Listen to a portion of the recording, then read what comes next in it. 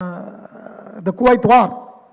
Kuwait War is about oil, and today the tensions are all because of semiconductors. Oil is still remaining because we have seen that is happening in Ukraine as well. Friends, it's a golden time. Amrut Kal is here, ladies and gentlemen. In this Amrut Kal, whatever you attempt to do will become very fruitful. It's going to be realistic, and you're going to be successful. We have seen Chandrayaan, Aditya L1, we were able to place. A poor country which you could not feed can send these things. How is that possible? Mangalyaan is the cheapest flight mission anywhere in the world it has happened. Who are these engineers are? You ask them, including the chairman ISRO. I was with him just last month. I was privileged to actually asked by him to release his book. Okay, I was with him in the ISRO headquarters. Friends, believe me, all those scientists are all from AICT institutions, not from IITs, not from NITs. So you can see we have created a talent in the area of STEM, and this is the force to reckon with. And this talent is going to be there, and we are going to be the engineers of the world. By 2047, India would be developed country. Is the dream. It's no more a dream, ladies and gentlemen. It's the reality. We need to put hands together. All of us have to put hands together in these areas, and I think this is the time, and which is never there for India. 16th century belonged to whom? 16th century belonged to Netherlands. That's the time the sailing started. 17th century and 18th century belonged to British. Okay? 19th century, after the World War II, was America's time. After the COVID, it is India's time, ladies and gentlemen. Thank you very much. All the very best. Namaskar. So, good morning, ladies and gentlemen. For the previous 3 events, I've been acting as more of a disruption. But this time, I'll be acting as a spark for all the dignitaries to set the stage on fire. And previously what I've said, it's all scripted, I've written it down, I've memorized it. But this time it'll be more impromptu. I have a PPT written down and I created it all by myself, no chat GPT used. So please excuse the simple language. Right? So in this PPT, I'll be covering certain points, 4 of them to be exact. First, we have AI and its impacts. Then issues with AI, or basically ethics in AI. Then jobs created due to artificial intelligence. And jobs that cannot be replaced by AI. So, next PPT. All right. I've only mentioned 2 of its impacts, which is education and finance. So, nowadays in school, every child has a different pace of learning, correct? But the teacher only focuses on finishing the syllabus. And henceforth, most of the kids, they don't really understand what's going on. But artificial intelligence has really helped cater to these children and create courses specifically based on their levels of learning. So I'll just go into detail with that. First of all, as I stated, personalized learning. So personalized learning platforms such as Brilliant tend to understand the students' learning abilities and create tasks and exams specifically for the child. After that, we have virtual classrooms. Now, due to COVID-19, we have been more elaborate and, it's not really alien to us anymore. So in virtual classrooms, it really allows the student to access education from any part of the world with no limitations in facilities. After that, we have language learning apps. So I myself use Duolingo. I'm sure we've all heard of that. And language is a very complex thing. You travel 100 kilometers from somewhere and the language changes, the culture changes. And language also affects the way people speak, their accents. And henceforth, it's very hard to learn. But due to AI and speech-to-text recognition, it helps correct your pronunciation, and it really teaches you languages in a more gaming manner. And so here we have speech recognition technology, provides real-time feedback on pronunciation, and helps students gamify language learning. After that, we have educational content creation. So nowadays, no one really pays attention in school. You sleep in school, you rest in school, you come back home and you watch YouTube to learn, or you use AI platforms to learn. Similarly over here, AI tools assist in creating educational content, and automated content helps educators develop engaging materials. After that, we have AI and its impacts in finance. So because this PPT was made by me, I don't really know much about finance and artificial intelligence and that, because I'm just 13 years old. But I just mentioned what I know. So to begin with, we have efficiency. Now, efficiency can include reducing manual work, increasing productivity, and enhancing the results. So I personally use Notion. Has anyone over here heard of Notion? Yeah? So I use Notion, but it's as a student, correct? It has artificial intelligence to create your own to-do lists. You have different templates, one which you can pay for, one that's free. And so over here, AI automates administrative tasks, reducing manual work and increasing efficiency. For example, ChatGPT. All right, then we have risk management. So AI enhances risk assessment and management in financial institutions. Predictive analysis helps in finding financial risks and opportunities. After that, we have fraud detections. So nowadays, frauds are very common, and henceforth, artificial intelligence is something that is crucially kind of contributed in this situation. AI analyzes financial transactions to detect and prevent fraud. Real-time monitoring improves security and reduces financial risks. Over here, we have artificial intelligence market size from 2022 to 2032. Now, this is just a mere prediction, right? And we can see that in 2022, the market size is simply $454 billion approximately. And over here, it's 2,575. But again, this is just a mere prediction, correct? It could either go a lot higher or a lot lower. We could have another dot-com bubble burst, but in AI. After that, we have ethics in AI. Now, this I'm a little educated about because I've learned this in school. And although AI seems to be quite beneficial to us, every innovation comes with certain issues. Suppose TNT was used in mines and also to cause destruction. Nuclear energy, to generate energy and also to create mass destruction.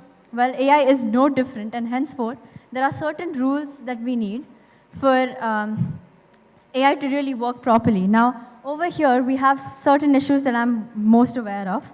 First of all, to begin with, there's bias due to real-world data, breach of privacy and collection of personal information, and ability to become self-aware. Now, artificial intelligence has not gained the ability to become self-aware yet. Henceforth, I haven't gone into detail with that. But the first two, I would like to explain in further detail. First, we have bias. Now, AI has not been developed to a stage where it has reached self-awareness and gained the ability to be biased for a certain group rather than the others. But what does AI really work on? Data, correct? And the real-world data is very biased. The blacks are not preferred, women are not preferred. And henceforth, when this data is fed into the AI system, then it causes the AI system itself to be biased. It's called GIGO, right? Garbage in, garbage out. For example, the Amazon recruitment system in 2014. So Amazon actually hired a recruitment system which was AI-based in 2014. And after a few years, people realized that it simply preferred men over women. As in, the number of men hired were a lot higher than the number of women employed. And that is simply because in the past, women were not as preferred for jobs as men were. And when this data was fed into the system, it was simply biased. After that, we have ProPublica AI system, which predicts the chances of repeated offenses by criminals in 2016. And this was basically to make the judges' work a lot easier. But instead, it seemed to do the opposite. It stated that black men have higher chances of being criminals, and this was simply because of the past data, right? And henceforth, it is not really the artificial intelligence system itself that's biased. It's the implementation of data that causes the AI system to be biased. Next. Breach of privacy and collection of personal information. This itself is a major issue in AI. First of all, it knows your location. It knows where you go and where you go to work, how you go to school, what time you go, the directions you take, the simplest route. Then it knows the restaurants you like, the parks you like to visit often, and then email, the complete list of all the emails sent and received by you, personal, private, or official, deleted ones. Then we have Hangouts. It has all of your chat records. Photos, all images of you along with your friends, with their names, and it's linked to your contact list so they know the numbers, their locations, everything. And hence, the data is related to us, and it is stored in large databases. This data can be used for several purposes, good and bad. After that, we have certain AI careers. Now, people are mostly concerned that AI has the ability, for me to lose my job. But there was the similar concern back when internet was new to us, correct? Most people were worried, internet can take my job and I will not have anything to do. And their worries were right. Internet has made people lose their jobs. But it has opened up way more jobs than the amount it has lost, right? So AI not only takes jobs, it also opens up more. In fact, the McKinsey Corporation stated that AI has the ability for people, around 75 million people to lose their jobs, but it opens up 133 million more. So there are two different types of AI careers. First being the core development and deployment of AI systems. Now, this includes software analysis, data scientists, etc. After that, we have careers helping in the deployment of AI systems related to their fields. Basically, the fields that use AI in their own way and to basically make their work a lot easier. Now, that includes medical professionals, defense specialists, graphic designers, etc. Next slide. Professions that AI cannot replace. This is something that I was very enthusiastic about because in the previous event, I had to actually speak in the panel and it was impromptu again, correct? So I just came up with this and I decided to implement it in my PPT itself. Artificial intelligence has the ability to make people lose jobs and open up jobs, but there are certain jobs that AI simply cannot replace. And those are jobs which include certain skills, emotions, and like suppose singers, actors, sports players. AI cannot replace that. Every single sports person has their own skill. Ronaldo is good at shooting, Neymar is good at dribbling, Messi is good at dribbling, Neymar has good skills. Every single football player have their own skills, something that makes them special, right? And if AI replaces that, then the game is no fun. There's no issue. It's always accurate. And it really connects to emotions. And football has a huge fan base. So does cricket and hockey. Henceforth, AI simply cannot replace sports or coaches. After that, we have singers and actors, right? I mean, it would be a joke to see AI as an actor or as a singer. And so certain jobs which come under this field just simply cannot be replaced. I think since morning we've been talking about AI a lot, and the areas, Shagun, where is Shagun? Yeah, the 13-year-old, somebody who's studying in 8th standard, she already said the things that these are the type of things which we know about AI. So I think we need to ask a lot deeper questions. And see, the 13-year-old knows already so much, so you might have to play a little bit harder and give a little bit more insight than the 13-year-old has already given, isn't it? We're going to do this in a two-part. The first part, we're going to talk about the impact of AI. I think we'll start from where the whole knowledge originates. So we'll talk about the impact of AI in education field. So that's why we are starting education and skilling the way it should happen and how it should be doing and what all things AI can do. So that's the first part we'll talk. Second, we'll go to the organizations because that's where the impact is being felt. We'll hear from the industry experts and leaders and thought leaders that what is the having and how are they prepared? Are they prepared at all? AI, again, whenever we talk AI, something comes to our mind, and then if we go to the researches, 80% of research is focused only on 2 or 3 areas. I'll share about those things as we go on. But then what are the newer areas in AI where people should focus or the direction of the whole world should go? So that's the third part which we are going to do. Impact done. After that, we're going to talk about ethics. We're going to talk about the framework, regulations.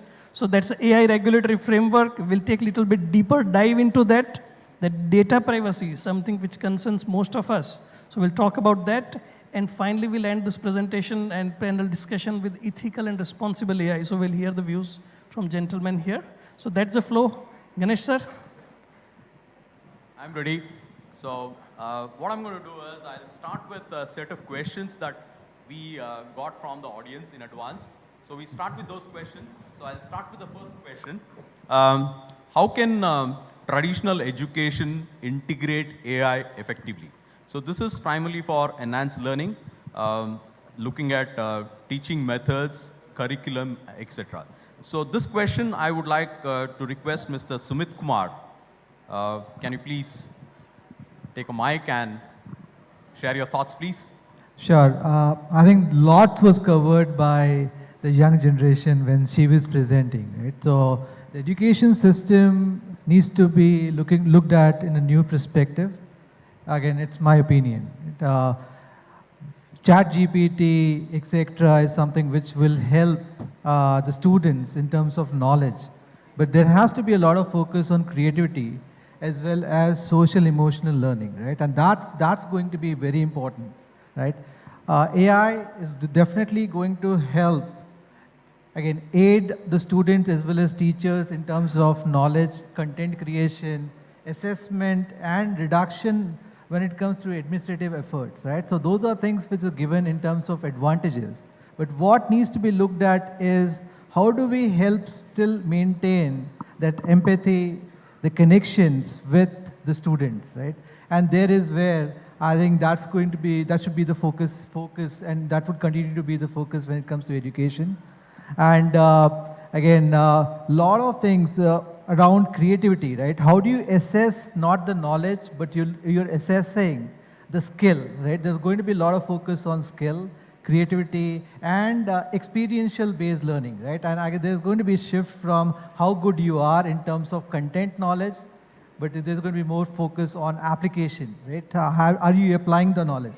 Assessment, in my opinion, would soon change from theoretical knowledge assessments to practical knowledge, right? Again, I don't know whether we would continue to have this offline assessments, right? There will be more practical assessments which will come into play. Those are some of the things which comes in my mind. So my next question is around how can AI bridge educational gap and ensure fairness, preventing widening of inequalities that exist that we have, because India is a very vast country and we always have a divide between urban and rural, and the quality of education is something which AICTE chairman stressed upon. My question is about how is it that we can prevent the widening of inequalities, because there's an access that typically students from the urban areas have in terms of infrastructure. So typically the students from the urban areas have access to infrastructure, maybe better quality of education too as compared to some of the rural areas as well. So how is it that we're going to bridge this particular educational gap that exists with AI and other aspects? So my question, this question is to Dr. Nikhil Agarwal. You are coming from IIT Kanpur, and IIT Kanpur has been a pioneer. Yeah, so I would request you to please respond to this question. It's working, sir. I would like to give a different aspect to it. Like, I think we are giving too much positivity to AI. I would like to play a devil's advocate here. You know, AI I see as a, imagine that there is a new Miss World and Mr. World being announced. Very good looking man and woman has been called as Mr. World or Miss India or Mr. India. And then every Bollywood person is running after them to cast them into the movie. And then you realize that these people cannot act.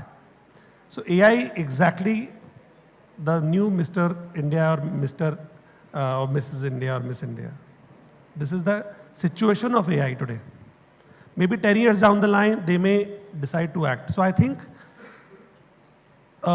bridging the gap of skill and bridging the education gap between rural and urban India, I think it is a long way to go. First of all, like, and I'm sure there are so many professionals sitting here, I receive close to around 200 emails a day. Many students, many people startups send an email to me. And within a seconds, after reading those emails, and ChatGPT is just a year old, you can make out which is a ChatGPT email and which is a personalized email. Within seconds. There are new authors which have popped up after ChatGPT introduction on LinkedIn. There are millions of new authors. They are posting, they have never written a word in their own life. Now they are posting one article a day. Within seconds, you can make out, is this their own content or is it AI-based content? So AI has not become intelligent enough to fool human being till date. I think the replacement of AI, human will not happen. It will not be so easy. It will take maybe 10 years, 15 years or more development. It's going to happen, but not happen today. So we require better models. We require more human-centric models. There is a development happening. We may require more emotional intelligence into the build-up into the AI. Then only we can start teaching people at the much larger level.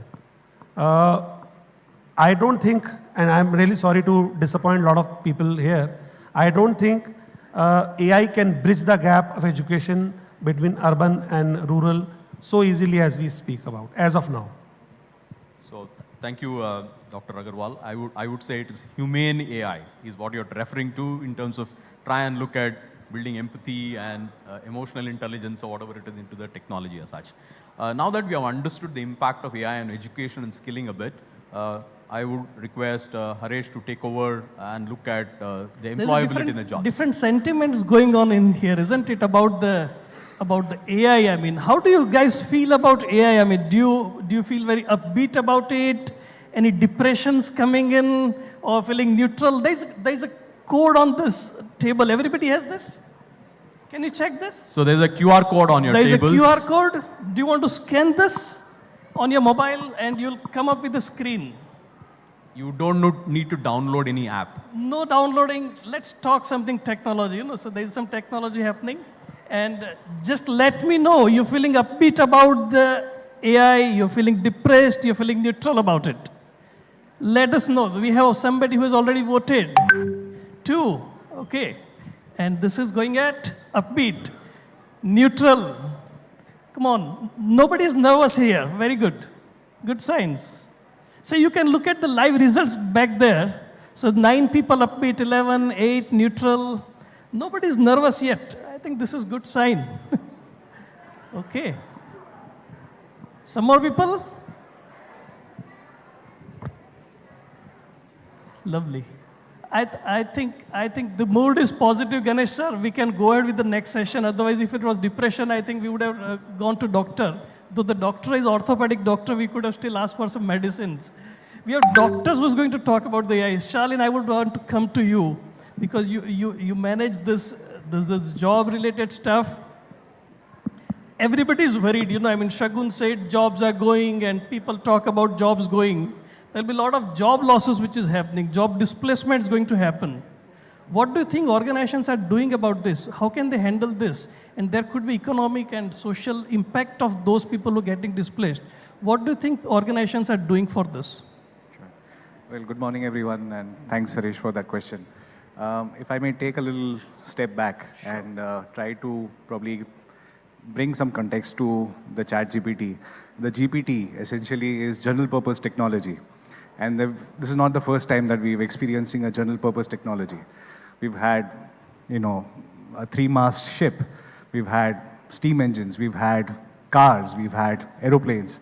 And every time a general purpose technology has stepped in, people always wonder, is it going to displace the existing jobs? So chariots, carriages were probably the ones which were likely to get displaced with the advent of cars. And that is not the case. So on similar grounds, even if you see the pioneers in this space, Sam Altman himself said that the first line of jobs which are likely to go would be the blue-collar jobs. Then the next would be probably the beginning of the white-collar jobs, the data entry jobs, and so on and so forth. And the creativity and the more sort of skilled jobs would be the last to go. And contrary to his expectations, it is the reverse flow that happened. The creative jobs were the ones which were first to get affected. And you see the marketing and the digital domain got affected significantly more. And the blue collar is actually least affected as of now. So what has happened is human ingenuity sort of surpasses people's expectations. There will be early adopters and there will be ignorers of any new technology that comes in. So if you are part of those adoption cycle, if you evolve, so there is prompt technology engineers that are required right now. There are multiple new domains that have opened up, which allows people to now sort of upskill themselves and go past what is not available, what is not doable by AI. So in terms of, and I agree with most people who have said this repeatedly, that we are still many, many years ahead in terms of AI actually making a significant impact. There's a report by McKinsey which says 30% of jobs, by 2030 will be taken over by AI. But at the same time, Shagun said it very clearly that twice the number of jobs will be created. So we really don't have to worry. It's important to not ignore and just be part of the upskilling and going forward with the journey that AI brings forth. Thank you. I think जो मुसीबत की बात कर रहे आई नहीं है, this is what we are talking and this is what I'm hearing. I think 2030, but we haven't seen the signs. Varinder जी, आप मारुति से आते हैं, वहाँ इतने सारे लोग काम करते हैं, and the job losses, though I mean whenever it happens, we cannot wait, and you're in the strategy department, HR. Can you tell us what organizations generally as they're doing? If at all there is a job loss, or if there is a new technology coming in, there is new AI coming in, and everybody needs to be aware of it. What organizations are doing, what kind of strategies they are doing to reskill the existing employees? Reskilling is very important because somebody is with company for 20 years and you cannot ask him, boss, go, I mean, it's done. You might want to spend time on reskilling them, giving them equal opportunity. What kind of strategies organizations are doing, sir? Thank you for asking a very, very apt and pertinent question to me, sir. We in Maruti, we are viewing, artificial intelligence, auto AI and auto ML as a world of opportunities for us. And they are the enablers, and we have built it at three-pronged strategy in our organization in terms of, first is creating awareness across Maruti at different levels, persona-wise, starting from blue collar to top. It starts from the top first, so we are creating a digital fluency skills, making top leaders aware, and then going it down the lines, and we are training all of them, making them aware how it is going to help them in enriching their jobs. Once they are aware, so then simultaneously we are introducing technology for managing change within the organization. So all the stakeholders are involved first, then introducing change gradually, evaluating change, not losing the human touch. It's from human resource to humanizing resource we are working at. So we have, three aspects. One is skill, 3S, skill, scale, scalability. Second is 3E in terms of economy, efficiency and effectiveness process. And next is 3C, communication, collaborative excellence and compassion. So seeing all these views we are designing, and then simultaneously we are creating an environment for upskilling, reskilling, and also whatever emerging skills are coming. So we are also spreading, training people within the organization. We have done both. First, how to create an ability, 3 parts: knowledge, skill, and ability. How to build those competencies. We have tied up with IITs and IIMs of the country to have cohorts to bring in, research and all those aspects. Joint research and cohorts have been created with the faculty. Second is we have adopted ITIs and institutions across India to build, create an curriculum for us, co-design the curriculum, which is the need of the industry. Third is we are also creating a startup ecosystem in Maruti to bring in and present and showcase what is happening in the world and keep improving day by day. So we have a Japanese philosophy of PDCA, plan, do, check, and act. And we do a lucid test where we are, where we want to be, and what are those tacit skills and engineering skills which we need to adopt for futures and keep upgrading them, build versus buy, both aspects. Thank you. Lot of work being done at Maruti at this point of time, sir. I think there's another industry. Debashish, sir, I would like to ask your view as well, because you also come from this construction kind of business and those things. Can you give us your insight, what's happening in your industry to reskill the people and giving them the level playing opportunities? Debashish, sir. Do we have them? He's not there. I think it would have been really interesting to know that, because the IT industry, sir, everybody's preparing. But when there is a non-IT industry, the core manufacturing and where brick and mortar work is happening, I think we're missing some critical important points. Education, I think this is one more field where teachers might need to get upgraded. This is something where I think let's hear from Siddhant. Siddhant, can you tell us, in the educational institutes where teachers also might have to get upgraded, what kind of things can be done? The teachers first need to understand that the curriculum also needs to be upgraded. Also, there needs to be certifications for the teachers to get upskilled.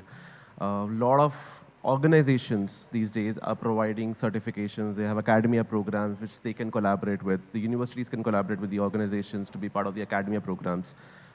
Get the teachers, the faculties upskilled, specifically on AI and Gen AI, get them certified so that they can further go back, train the students on the campus. That's one opportunity. The second is a lot of organizations again have this industry academia relationships, partnerships, where not just the certifications, but they also do a lot of TTT programs for the faculties, where they go on the campus, train the faculties, train the students on the campus. So that's another opportunity for them to be part of it. I think industry collaboration and partnership and exposure is something which goes hand in hand and can help the teachers be reskilled and upskilled to handle the questions that are coming in from the students directly.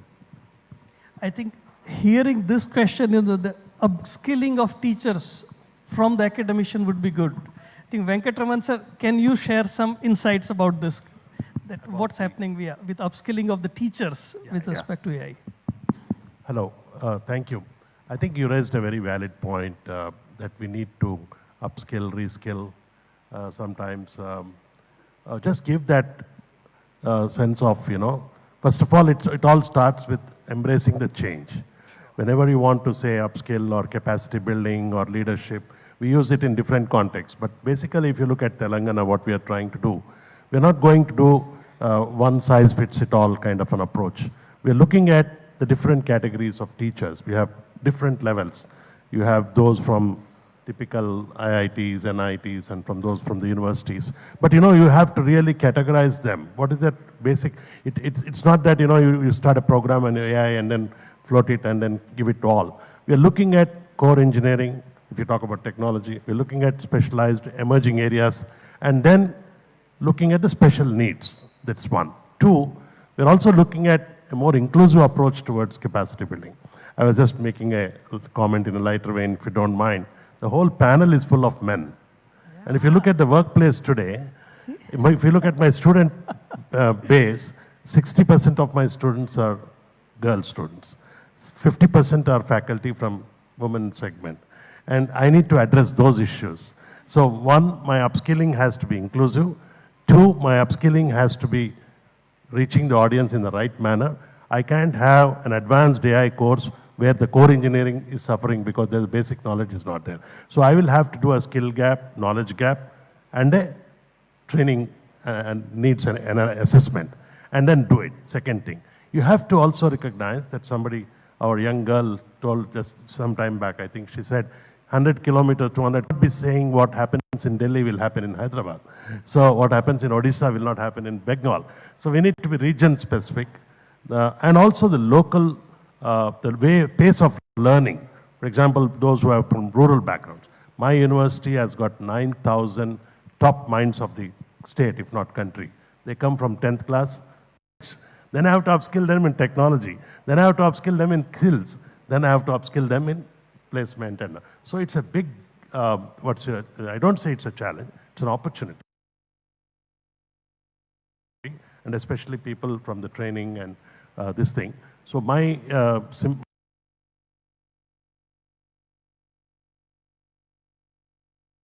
my submission or my conclusion is that it's not a one-shot approach. It cannot be done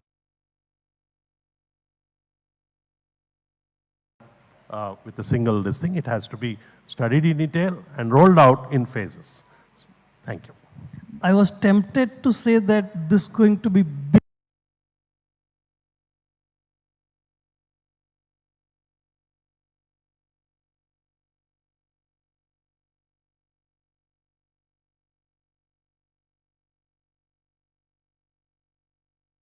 Big challenge, and the word you used, I'm so happy. I mean, it's not a challenge.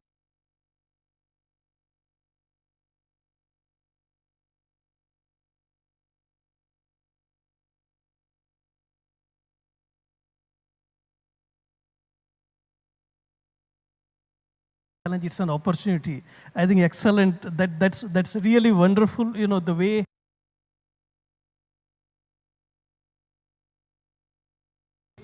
Ganesha, would you like to take up on this future? Yeah. Of So now AI? that we have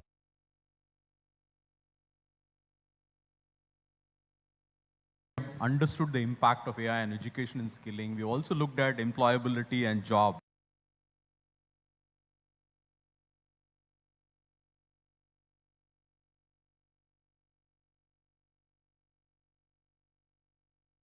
Advancement and research that is happening in the field of AI. So this question is to you, Mr. Vinay. How can AI models be made more transparent, more interpretable, and for user trust? In terms of specifically, if you can touch upon areas like healthcare and finance, in terms of how is it that we can build models which can actually like bring in a kind of trust factor? Yeah. Sure, Ganesh. Good afternoon. First, my all views are mine. My brand McDonald's and my company have nothing to do with this. Okay, it's a byproduct come with when you work with a brand like McDonald's and Coca-Cola. I will just when you see the research development or the critical institutions like healthcare and all, I will give you a small example. It's a coincidence. Yesterday, my daughter was just tried to get some information on rickets. That is a disease on ChatGPT. And it's because of the vitamin D and all. And she came and told me, Papa, how effortlessly it is coming. I said, no, beta, it's not came effortlessly. You are viewing it effortlessly. There are a hell lot of efforts gone inside that. So, and then whatever coming, the output of ChatGPT is the view or that is the knowledge what she is going to get. But if we are not going to be very transparent, we are not going to make her understand how this entire information is coming, it is going to be very, very dangerous. It is really going to be very, very dangerous. So first thing is why this information or the AI-based knowledge is important and how we can gain the trust of the user. So first, I think there are 5 components. Transparency is one of it. It should be fairness. You have to make user understand whatever the output is coming is quite fair. Second, it should be explainable. You can explain why it is coming. Third, I will take it should be robust. So we have to ensure user, whatever the technology we are using at the back end is robust enough and making the proper information as a output. Fourth one is the transparency. So we can expose our employees or the industry because we are still in a very, very initial stage of the adaptation of the AI. So we have to be very transparent. What kind of data model what kind of data set we are training. So those are the important things. And the fifth one is privacy. So how we will ensure the privacy is maintained out of all these things. So being a technocrat, I never see the front end of the ChatGPT because as a CIO, I have to ensure the data security, compliances, and the right information at the right time. So this is what is the importance I feel. Okay. So thank you, Sumit. Sumit, you work in the healthcare domain, right? Yeah, so you've been doing a lot of innovation in that area. So can you just talk a little bit about how you establish trust whenever someone is referring to a tool like ChatGPT or whatever it is? Can I trust that information 100%? Now there's front end and back end that we talked about. So can you just talk about implications in healthcare? Sure. When it comes to healthcare, I think adoption of AI, it's going to be very, very slow, right? Again, primarily because of the impact, right? You're touching somebody's life, right? So I'm not saying that it will not get adopted at all. The adoption is going to be primarily to start with the administrative jobs, right? Which does not impact patient journey. But when it comes to patient journey, again, it would help aid in decision making. End of the day, the clinician is the one who needs to take accountability, right? And there is where the trust needs to come in from the clinician. Clinician needs to see there is enough trust in the decisions which is being supported by AI vis-a-vis AI driving clinical decisions. That's not going to help, right? And clinical pathways, etc., is something which will get enabled through AI. But end of the day, it will be dependent on patient outcomes, right? So are patients seeing the right outcomes?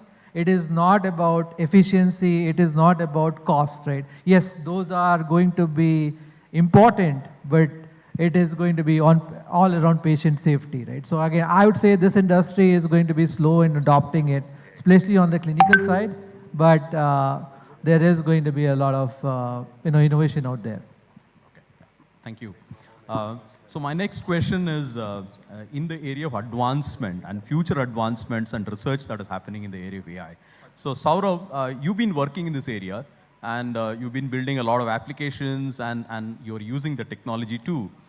You have a research team as well. So can you just throw some light on what are the future advancements and how AI is going to impact us in the future with whatever peripheral and other technologies which are complementary to AI as well? Sure. Hi all.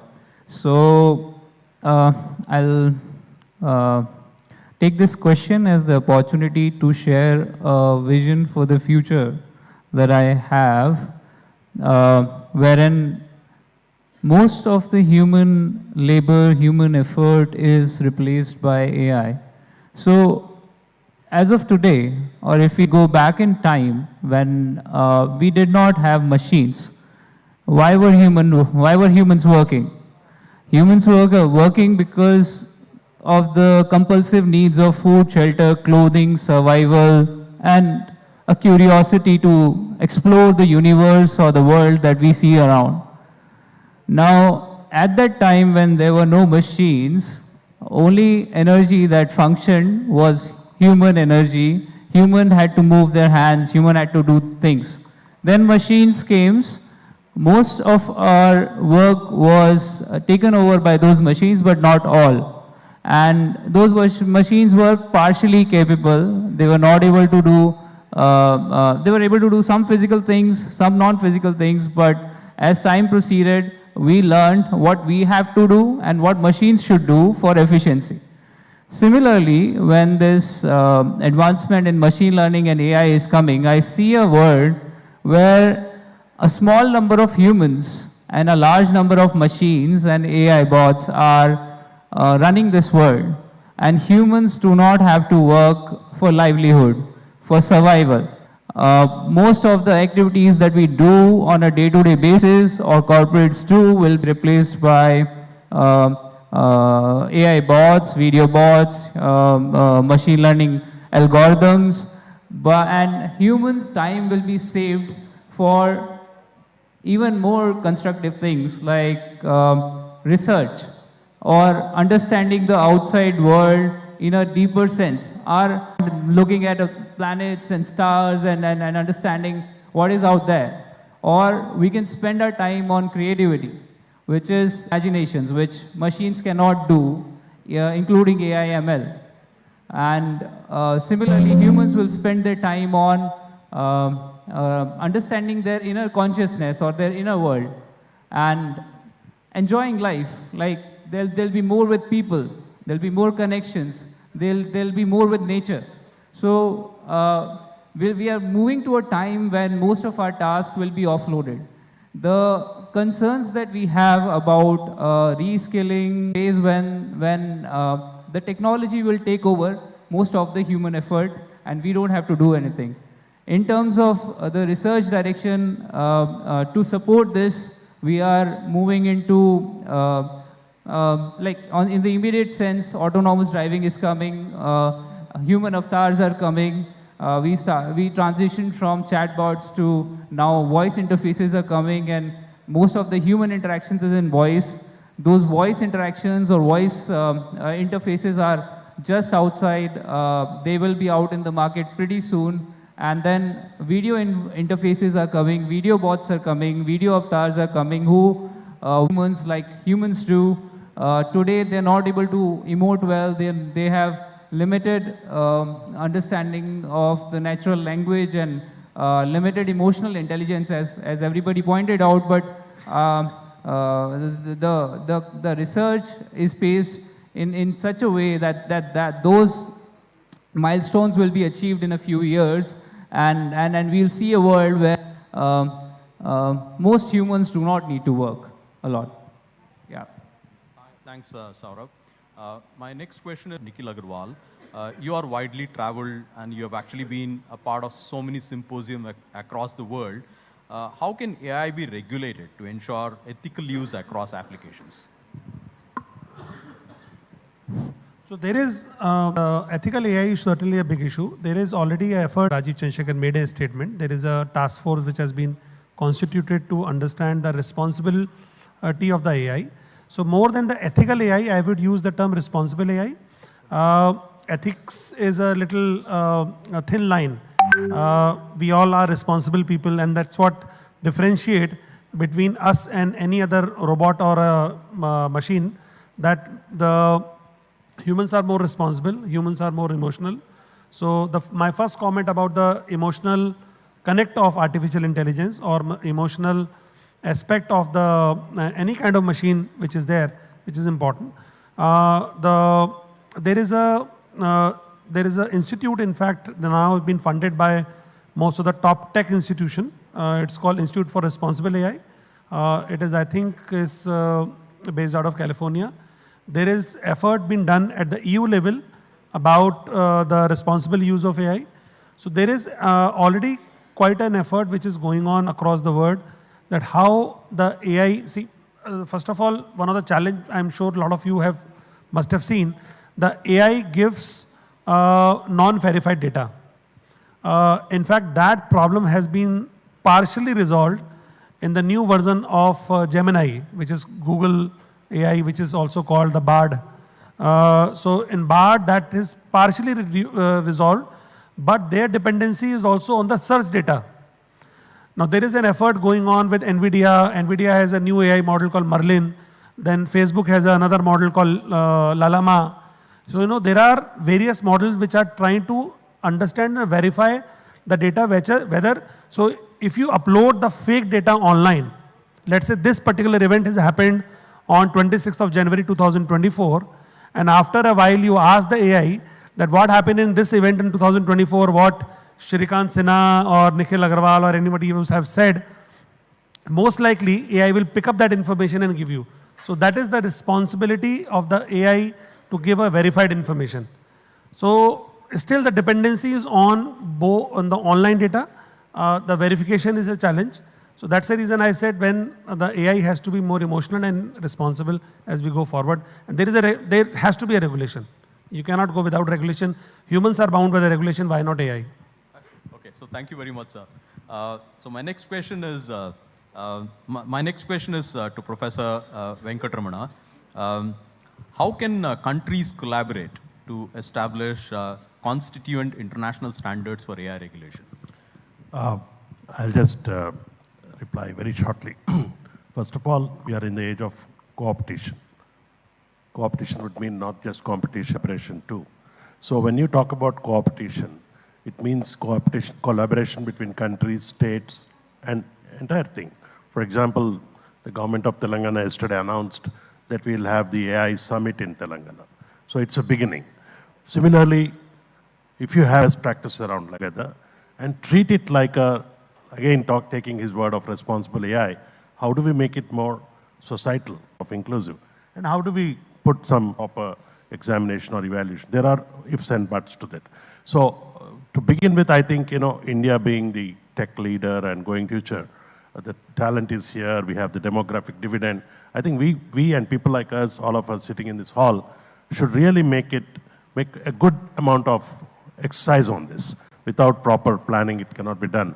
As they say, 98% should be pre-launch of all these initiatives and just 2% should be review. So I think we hold an educational system also to look into this. And I think the beginning is just to have an open mind on this and not come to any kind of prior decisions on this. I think let's keep in fact, whenever the date is announced, the AI summit will be there. I have with me colleagues from the government. So I think, we'll pass on that. I think that's the first thing I can tell about my state. Thank you. Yeah, so India also took a lead with the GPAI that happened about a couple of weeks before here in Delhi, where about 29 countries participated together to collaborate and things like that. So that's something which is an excellent sign as well. Haresh, you want to take over before we move further? Because when we had Vivekanand, so somebody from Adobe, hardcore technology guy, I always had this question, whenever you download this app, they would want to access everything on your mobile. All the data, I want to access your contact cards and your emails and everything, I think. They keep taking the data. Where these data are going, I think. I don't know. They might be collecting it for training. We don't know, So, Vivek, I would like to ask you this question, how are organizations, those who are working on these AI kind of apps, they're taking informed consent for, to the user, that informed consent for using the training data, and are they safeguarding that data in interest of the person who owns the data? If my data is going, are you telling me that, yes, this is all I'm taking and I'm going to use this and I'm going to protect it? What's organizations doing for this? Thank you for setting up beautiful context. So this is related to, so whenever we are advancing to technology, there are potential risks associated to it. So we have to be very careful. How do we use it? And the important aspect is that we have to think about from 3W perspective. What, where, and how. So basically what means, what is purpose of collecting that data? Why that particular website or application is asking for that in clear communication. So whenever we are downloading any application, visiting any website, there should be a disclaimer. Many times it pops up, but we ignore. And then without reading everything. So that is the problem. So websites and applications, whatever, making those applications, they have to be careful to give some sort of control to the users, what they want to share and what they do not. So there should be some sort of setting. Yes, I want to share my name. Maybe I want to share my city. Not more than that. So there should be options provided to the end user. So that's what, when we develop any software, we provide terms and conditions. Okay, we often avoid that. We said, yes, go ahead and install it. So might be mobile application. It's sending your, it's reading all your SMSs. It's reading entire your call logs, right? So you have to be careful what application is supposed to do that. Is that legitimate? Are you agree with that or not? Then only you proceed. If you don't agree with that terms, do not use that software. Look for an alternate which is better in terms of how that is going to use your data. So first thing I talked about, how. Okay, so sorry, what. So what it is going to store. Second thing we have to keep in mind is where. So where it will store, if it is secure or not. So what data center it is using, it is security encrypted or not. Because nowadays there is lots of hacking instances. Entire website, entire data, even you can say data centers are getting hacked. So we have to be careful if organization is giving me guarantee that it will be saved in safe store or not. And third thing, when it will be used. Okay, and it will not be shared by anyone. So these are the three things which we need to be careful while visiting any website, installing application. So let's be careful about these things. And let me add some more context, okay? It's not about organizations. Even Google, right? Recently, 2.5 years ago in US like advanced country, there was a lawsuit, law case where a law firm, on behalf of users, so they, put a, you can say, case against Google that they are not honoring the terms and conditions of the incognito mode, okay? So most people use it, okay? Very dangerous thing, okay? If you are entering some data, you are searching something, what sites you are visiting, all those information got exposed. So in that case, it was exposed, and Google also accepted that those data were somehow exported and sent and you can say sold to third-party advertisement companies, okay? So that is major, you can say, violation in terms of data privacy. So we have to be careful. Even companies like Google may sometimes fall. So as an organization, as a professional, you have to make regular audits. Even you are safe, but make some regular audit, make some ethical hacking to understood if there is a risk towards the data that you are storing from the end user perspective. Because you are liable and you are responsible to maintain that securely, and that data is not compromised. So that is organization's responsibility. And also as an individual, we have to be careful how we are accepting those terms and conditions, without reading we are proceeding. We have to be very, very careful. So it looks like it's coming on to us only that we have to be a little bit careful. Companies like Google also have to be careful if such big companies also can fall prey of this kind of hackers. I think, let's measure some sentiments, guys. Do you have this open? The QR code stuff?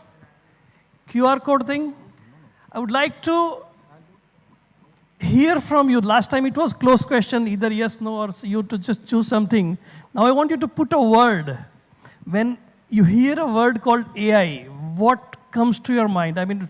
Till yesterday, ChatGPT was coming in my mind, or somebody might talk about job loss. What first word comes to your mind when you hear the word AI? Can you please type in that? Now you exit the app, you can just scan the QR code again, and then give your response. Make in India, wow, this is this is real live, sir, live session happening. Okay, we have intelligence, easy, transformation, generative AI. There's nice word cloud coming up, gentlemen, if you want to see it behind. Lovely, okay? What all coming up? What word comes to your mind when you hear the word AI? Job loss is coming in the center somewhere. Okay. Did I see that the word? Wow, look at that. Threat, support, transformation. Wow. Excellent. I think there's a range of emotions are spreading here. They say in Gita also, Ati sarvatre varjate. So anything which is more or excess is poison. AI इतना ज़्यादा करते हैं हम लोग and ज़्यादा poison नहीं हो जाए. But I think we need to take care also of those kind of things. This is an open question, I would like to say, but Shrikant sir. Mr. Patel, yes, I sir. would just like to mention one thing. Yes, couple of years ago, Sophie, the first humanoid, had come to Hyderabad, and I had the opportunity of meeting its creator, David. And I asked if Sophie and Sir Alan Turing were having a conversation, what would be about? And I thought that was the best definition that I heard of AI, which was endless possibilities. Endless possibilities. Wow, look at that. The possibilities are getting created, and I think earlier the word with kind of challenge which I had in my mind, but when I walk out, I will walk out with opportunity. I think this is the kind of positivity is getting created. But we need to take care of lot of things, lot of new researches which have to happen, and breakthrough technologies or breakthrough innovations needs to happen. But this is the area which I want to focus. So what breakthroughs are required in areas specifically for privacy preserving technique? The things like federated learning which we have heard, what kind of learnings, what kind of new breakthroughs which is required specifically in this area? Anybody would like to answer? And Shrikant sir, if you can also answer the privacy preserving techniques.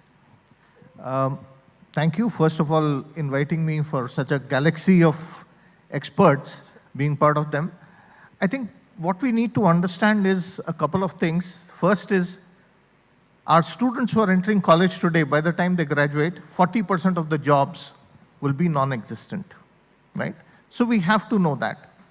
Of course, our friend from Google, etc., from Adobe said that, there are times when you are told what is happening with your data. But I want a show of hands over here in the hall, right, to see how many of you have actually read the end user license agreement before clicking I agree. Only one person. Are you a lawyer by profession? Yes, you are. There you go. Well, so that's what I'm saying. And if I ask a question, right, how many of us have given our Gmail passwords to a friend or a family member? Can I see a show of hands, please? We're not showing this. Be true to yourself. Right. So that's what I'm saying. Privacy is something that we are not very, very careful about.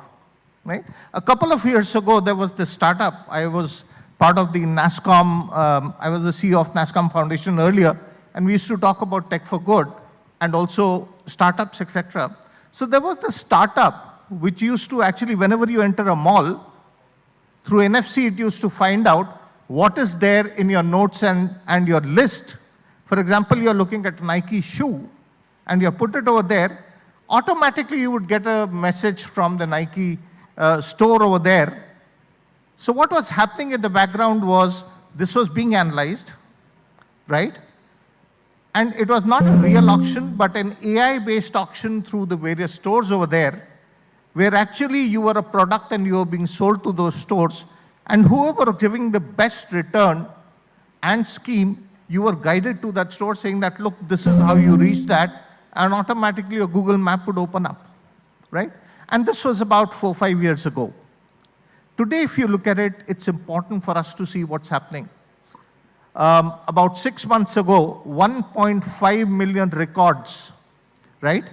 Using a thing which was PassGen, a password, AI password generator, more similar to ChatGPT. My God. That was a thunderous thing, but anyway. So what had happened, of course, you'd be surprised to hear that out of this 1.5 million records, in less than a minute, 51% passwords are hacked. Less than a minute. In 10 minutes, 61% were hacked. And so on and so forth. 80% were hacked in a day. And I'm not talking about the favorite password of all of us, password 1234. Right? I'm not talking about that. I'm talking about proper passwords. And that is where it is. So today you have to understand that a lot of people are using, for example, hacking that is happening right now has moved to the blockchain. Right? You have to have, so we have to think for the future. Today we are talking about algorithms, we are talking about large language models, you are talking about small language models. With large language models, ChatGPT, the compute power that is required today is huge, right? How do you ensure, so such models have to be created which can easily be implemented, right? And we will need to come up with different models. Quantum security is one such thing, quantum cryptography as it's called, is one such model which can definitely be adopted. But, as a relief to all the people over here, I don't think, AI is going to take over, at least not till the compute power available today is 10 times of what it is. But if I apply the Moore's law, which used to be technology changes, in 18 months, it's much shorter cycle now. So probably, in less than a decade, we could reach there. But today, what is important is that as of now, we need different thought processes. We need responsible AI, as my co-panelist Nikhilji also said. And that is where the thing is. So we ourselves have to ensure that we are careful. We protect ourselves as much as possible. Cyber security. In fact, in IR 4.0, 5.0, it's a host of technologies which will have to work together. It will not be only AI and machine learning. By the way, I also have an objection to the word learning, because as per me, pets and machines get trained, right? It's human who learn. Thank you. Thank you so much. I think this is a new type of places where the research must focus. Ganesh sir, would you like to take us towards the end? Yeah. So I have a question for Mr. Neeraj Arora. So, sir, you represent ASSOCHAM, which is a Chamber of Commerce for the industry, and you work with government influencing policy and regulation and aspects like that. So what collaborative measures can establish worldwide ethical standards to ensure accountability and ethical breaches, right? So how is it that you are working with the government, and what is happening, if there is something that you could share, which is for the public domain, right? And I'm very sure a lot of these things are confidential, I understand, but if there is something that we can hear, which can be shared in the public domain, please. Yes. Thank you so much. So first of all, I think we should start with the definition of AI. So I mean, you were just asking, I mean, what is your understanding with AI? So AI is basically not the artificial intelligence, but the intelligence which is artificial. So I would say that, I mean, AI is basically the simulation of human intelligence by the machines. So, I mean, we cannot think of any technology, whether it is good or bad, without the human intervention. So human will also be there, human intervention will also be there, human intelligence will also be there. So the only point is that, you know, the development, designing, deployment, use of this technology must be in a safer, transparent, accountable and responsible manner. We all know that, you know, every potential opportunity comes with a potential risk. So the same is with AI also. And we have seen it in the past also, that, you know, whenever a new technology comes, it comes with the opportunities and the risks. So we have to take care that, you know, we have to utilize, maximize the opportunities and minimize the risks. So I think, you know, if we take care of 4 or 5 aspects, 4 or 5 factors, I think it will be beneficial for the Indian economy. You know, the betterment of human life, you know, for increasing the efficiency, you know, the comfort. So I think the government, you know, because we are industry association and we have specific councils, we have a specific, you know, team committee on this subject also. And various leading IT companies, organizations working in AI are associated with us. And government is definitely making policies time to time and improving these policies with the inputs from, you know, the industries.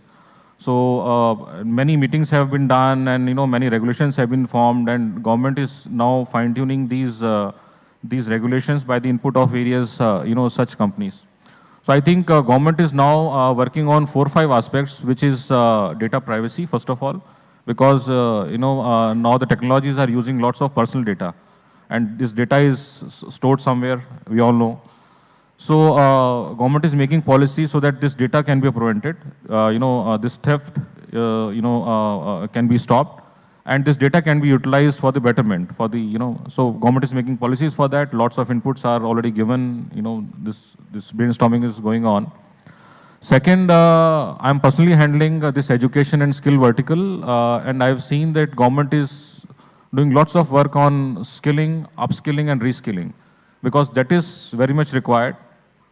We all should know that, you know, the people, those who are working, the companies, those who are working in this field, they should design, develop, deploy and use, you know, this entire system in a responsible manner. So for that purpose, I think skilling, upskilling and reskilling is definitely required, and many companies have already started working on this. So our Ministry of Skill, NSDC, they are also working on this. You know, they have specifically designed courses on AI now. I mean, we have just listened to AICT chairman also. He has also mentioned that now this course has been introduced in our engineering curriculum also. I mean, my son is studying in 9th class, so He also has a subject specifically on AI. I mean, we have never seen this subject in 9th class. So they have a subject AI, you know. So at that level, and NEP also has this subject AI, you know. Third, I think, the government is working on improving the infrastructure because, you know, definitely these technologies need lots of infrastructure, the high-speed internet, which is not there, you know, even in the villages now. So third point is this, and then I think government is working on this, regulations also. So they are working on making, stringent rules, ethical concerns, about using this technology. So these 4-5 vectors where government is closely working with the industries. That's it. Thank you. So I think we have actually exceeded the time allotted to us. So we may have to skip the live Q&A, but there is a cloud that we asked. There's a question that we asked to the audience. Are you fine to exchange or compromise your data privacy for better AI convenience? So we have a voting of about 23 people who say no, data privacy is more important than whatever. So what is the response? So they want data privacy over convenience. Okay, so that's good. So I think we should talk to these three guys. These are more important. Ganesh sir, this is like, you know, there is a very old quote from Mahabharata. Janami adharmam nachate nivruti. अधर्म क्या है मुझे पता है लेकिन मैं उससे बाहर नहीं आ पा रहा हूँ. ये 25 लोग जो है, ask them whether they are really not compromise their thing despite knowing that a lot of data is going in there. So हम लोग को पता है कि what we are doing wrong, but still we are getting into it more and more. We need to be more careful, as a lot of people have said us. Yes, sir, you want to add something? Just a point that actually these are two questions, separate questions. I'm willing to exchange data, but I don't want to compromise my data.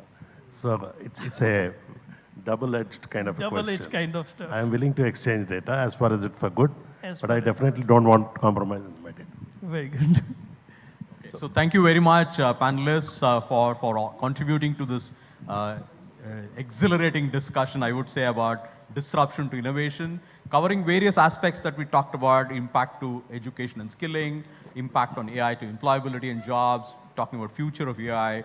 We're also talking about regulation a lot, and in terms of data privacy and security. So thank you very much.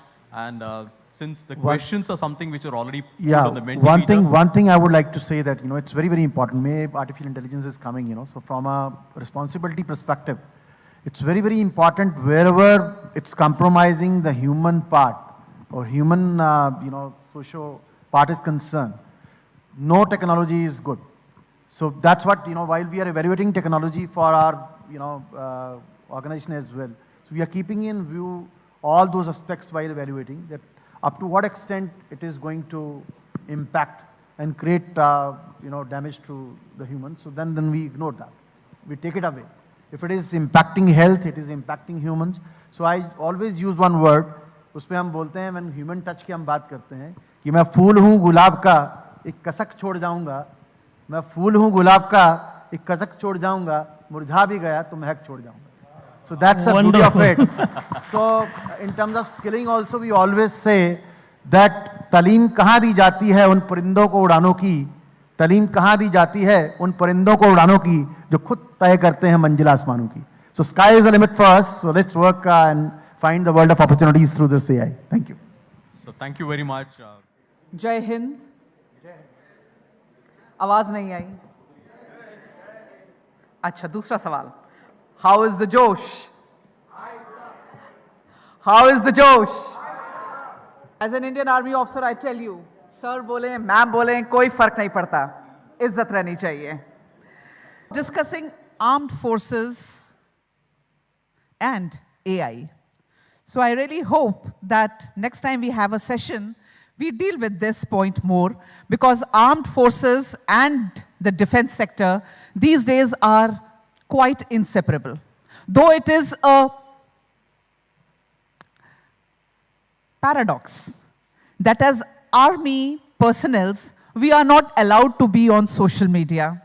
We are not allowed to be on Instagram or, the other social media channels. But at the same time, army is hugely digitized.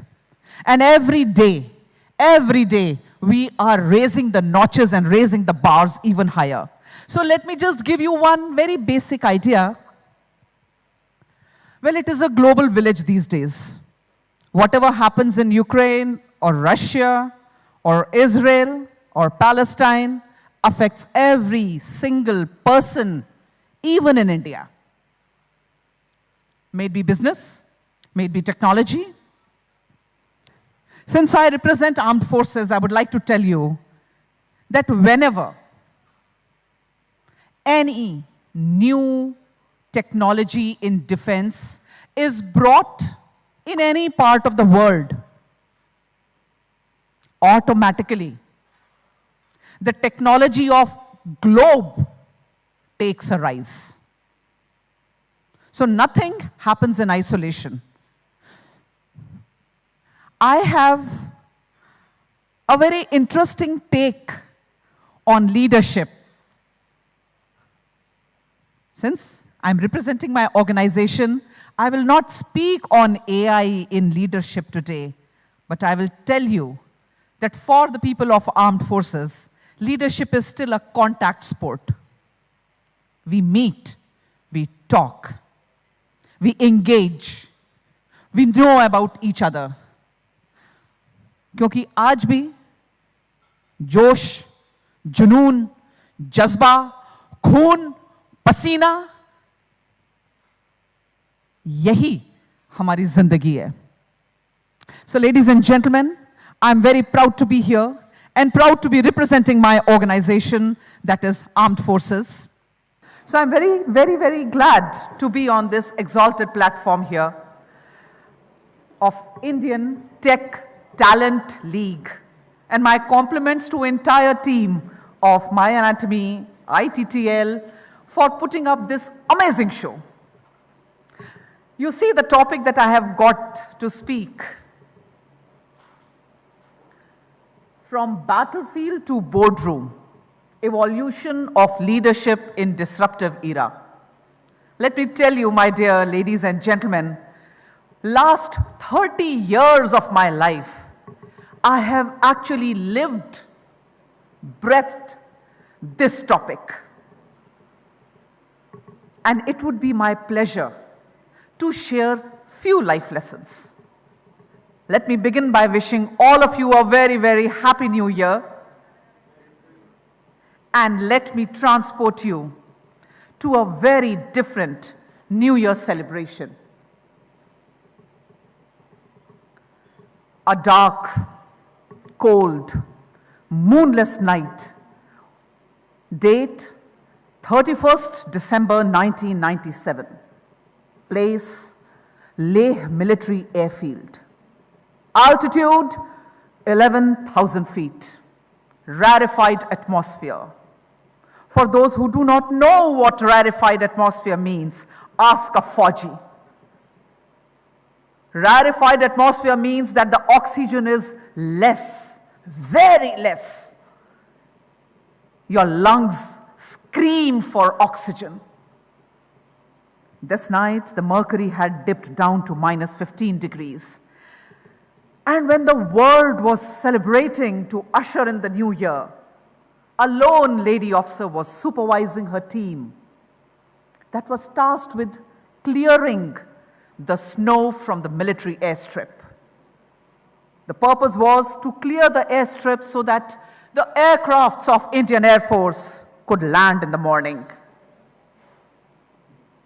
The Indian Air Force is the only connect for every logistic supply and movement of men and material. Well, this was also the time when women officers were very far, very few in this alpha male domain, all across men, and only one lady officer. That night, all eyes were on that lady officer. Whether she could lead her men, battle-hardened men, in this physically and mentally daunting scenario. Can she get the runway cleared? Can she make it possible for the Indian Air Force planes to land well on time. There was no margin of error. She knew that her personal conduct and professional acumen is the only key to survive. Rather, not only survive, my dears, but to thrive. After many hours of relentlessly being on tarmac, motivating her team to work harder, she finally was satisfied and gave a thumbs up to ATC. A big shabash to her team. They all said Happy New Year to each other with steaming hot mugs of tea brought from the langar. The men, they silently accepted her as the leader. This was the sight next day. 1st of January 1998, 0430 hours, AN-32 of Indian Air Force takes off from Chandigarh Military Air Base to land smoothly at Leh Military Airfield. Why am I sharing this with you? The lesson. Your actions get you acceptance and respect. So as the first lady officer in high altitude and extreme cold climate area, I was tested and judged on many fronts. 2 years later down the line, in 1999, the Battle of Kargil took place. Icy heights at an altitude of 16,000 to 18,000 feet got embroiled in a battle.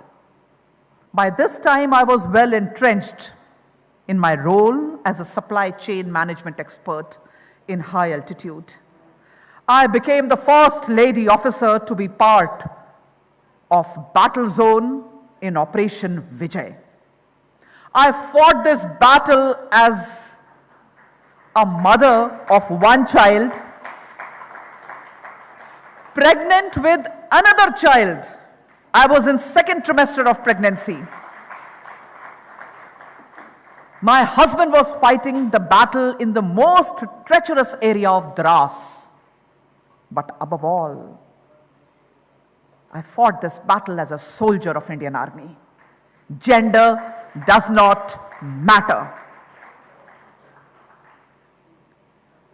This is a story of a time when there were just a handful of women who had any visibility in the space. And the culture was very different. Well, it is important for me as a trailblazer of that time to share the story with all of you, so you know what it takes to be first in any domain. Well, you are right. On the extreme, my left, that is me. And this is just before the Battle of Kargil started. Now the demographic has shifted radically. We have a statistically larger saturation of women in armed forces and also in corporate boardrooms. So to the women who are present in audience today, I will say, and please, I request you to take this message far and wide, that times are surely changing. With more and more women stepping into the careers that were traditionally male-oriented, the mental makeup of society is fast changing. But many challenges still remain just the same. One of them being work-life family balance. And of course, with the changing times, this balance is not restricted only to women. Men too face the same problems, the work-life family balance. But for women, you can be a mother, a young wife, you may have pressing family responsibilities, but just know that quitting is never an option. It is a very done thing that the first casualty in any kind of problem becomes a woman's career. The first thing you decide to leave is your career. Quitting is not an option. Even if the work is physically or intellectually challenging, you have to hang in there. You have to learn. You have to prove your worth. One thing is very important for every woman especially. You have to find your support system. That support system can be in form of your husband, can be in form of your family, it can be in form of your extended relations, friends, or simply a maid that you have employed. But learn to keep a support system that will help you navigate through difficult times. And remember, by choosing a path that is less traveled, you will open the doors to many others who perhaps lack the courage to do so. I can, in a nutshell, just share with you that if I stand here as a woman officer, from the very initial batches of girls coming into army, last 30 years have taken the sweat and blood. When we started women in Indian Armed Forces, it was called WSES, Women Special Entry Scheme. For all you know what a scheme means, chali chali, nahi chali, dabba ban. It started as a scheme. The sweat and blood of my generation made this commission into short service commission. Thereafter came the permanent commission. Recently, the girls have started coming into the post or the appointments of commanding officers. You take a time, 93, 94, when I joined army, people did not know that girls have joined army. My jawans looked at me कि जैसे कोई बच्चा fancy dress में फौजी वर्दी पहन कर आ गया. They could not comprehend that girls have come into army.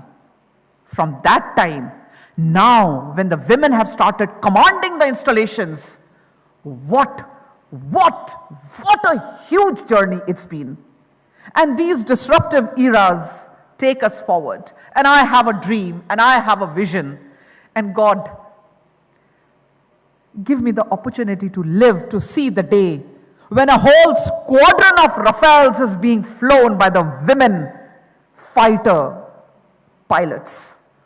Allow me to live to that day when a whole squadron of armored tanks is not only being taken forward by women, but being commanded by a women armored officer. I want to live to see the day when the BrahMos and the pinnacles of the artillery are being commanded by the women officers and damaging enemy targets by their sheer accuracy of the firepower. God, allow me to live to see that day when the nuclear submarine of Indian Navy is being commanded by a woman naval officer. हम लाए हैं तूफान से कश्ती निकाल के, इस देश को रखना मेरे बच्चों संभाल के. That is what I say to all this generation here. And to the organizations, and many of which are being represented by people in audience, I would like to say that organizations these days, big or small, are spotlighting on gender inclusivity. But more than just a concept, the focus should be on accepting it as the natural way forward. Leaders must make sure that the people feel important enough to be heard, rather than dismissing good ideas due to stereotyping. Give credit to work ethics, ideas, and skills, not gender identity. You know, this is a lesson from armed forces that getting to know people for what they are is a powerful antidote to bias. And as you build your efforts to be more gender inclusive, just know that a happy, cared for people who feel respected and valued do their best work. And these environments attract and retain the best talent. The HRs here would know how much it takes to bring a person on board and then to train and then to put that person to do the work on that desk. And just because the culture of the company is such that the people leave, metre दोबारा zero से शुरू होता है. So, there is a very interesting phrase, and that says, culture eats strategy for breakfast. आपका strategy कितनी भी अच्छी हो, लेकिन अगर आपकी टीम का, आपकी कंपनी का कल्चर ठीक नहीं है, तो none of this strategy is going to work. So focus on culture, you will sail through the disruptive times. But the question today is that what should be the leadership like in this age of disruption? What should be those skills and strategies for business leaders during unprecedented times or times of change, or as the topic of the day says, the disruptive era? So given the limited time at my disposal, I will only focus on 2 points right now. First is situational awareness, and the second is power of communication. Now, at any point of time, millions of situations are happening all around us. Sometimes a small oversight can snowball. You all must have heard that a small sound can trigger an avalanche. Murphy's Law, all of you must have heard that everything that can go wrong will go wrong. And let me be the doomsday mouthpiece and say, everything that can go wrong will go wrong at the worst possible time. So that is a setback. If the problems vary, then degree and magnitude of setback will also vary. So it actually depends on what is at stake. Your setback is directly equivalent to what is at stake. So in corporate world, it can be missed opportunity, damage to mental peace, physical fitness, less time with family. Sometimes financial stakes can be very high and damage the company's credibility, which is very serious and has to be avoided at all cost. But what does setback and failure means in a military operation? A, loss of national glory, impact on national security. And it is always, my dears, a matter of life and death. For people who are wearing uniform, the mistakes come back home in body bags. Children become orphan.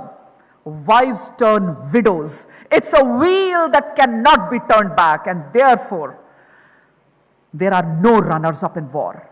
There is no dress rehearsal to martyrdom. And so, being first time right is not a desired business outcome for us. It is a Bible sentence. It is a Brahma Vakya.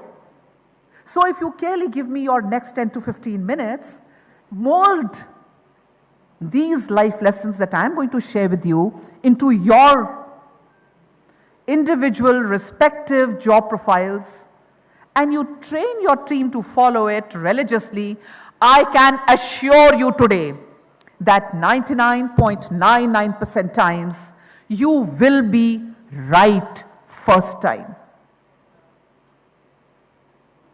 0.01% I'm leaving for the act of God. But after you have faced that setback, through act of God, you upgrade your SOPs. Train, retrain, re-retrain till your responses become a muscle memory. And a reflex action makes you 100% crisis ready next time. But these are not mere words. How many of you remember this? Operation Black Tornado. 26 November 2008, a devastating terror attack on Taj Hotel, Mumbai. It shook the nation. We all were glued to our television sets, witnessing the horrifying visuals non-stop for 3 days. अब आपने अगर एक फौजी बुलाया है तो अगर मैं आपको वही सुनाऊंगी जो आपने पढ़ा है तो क्या मजा है. So let me share with you a side story. On 27th November, a squadron of 220 NSG Black Cats, comprising of highly trained commandos, bomb disposal squads, sniffer dogs and weapons specialists, were flown in from Delhi to Mumbai. At that point of time, the mission was only one: Taj. Eliminate every single terrorist without causing any collateral damage to innocent civilians. But gradually, as the ground position became clear, it was told that the hostages are taken not at one, but at 3 locations: Taj, Shabad, and the Trident. Do you know that the information was radioed to the commander of these NSG commandos while the plane was in mid-air? The 523 commandos had already taken off for one mission. Now they were told that there is not one, but 3 missions. The training of Indian Armed Forces is such that automatically one mission was divided into 3. The leadership automatically emerged to take over these missions. Without any chaos, the equipment, the ammunition, the resources were divided. Strategy was made. There was no clamor for position of the leader. No feedback. No 360-degree feedback. No appraisal. The training and warrior mindset of the junior leadership was such that they were ready to lead, they were ready to deliver, execute it to the T as per the training and intent of commanding officer. Pay attention to these words. Intent of the commanding officer. This means people, though they were working independently, they were all converging to the intent of the commanding officer. So they were operating differently, they had different strategies, they had divided resources, they were united in the objective of the mission. So if you see the middle picture, and that is the Shabad house, the NSG commandos were slithering down through a thin rope from Indian Air Force Mi-17 helicopter. They were wearing their black dangris, bulletproof patkas, automatic guns, landing directly on the roof. They were the targets. When they were mid-air, a stray bullet from a terrorist down below could have damaged this chopper. And in that heavily populated area, the collateral damage would have been very high. But every factor was taken into account before this operation was carried out. And mind you, they only had time till they were flying. What is that? An hour or 2?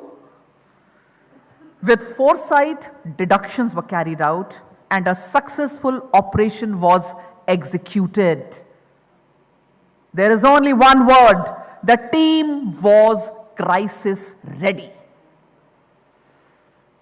That day, these Jabas, they came as a team, completed the mission, went back as a team.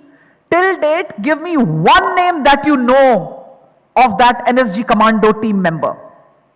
They are nameless, faceless bravehearts who focused on the mission.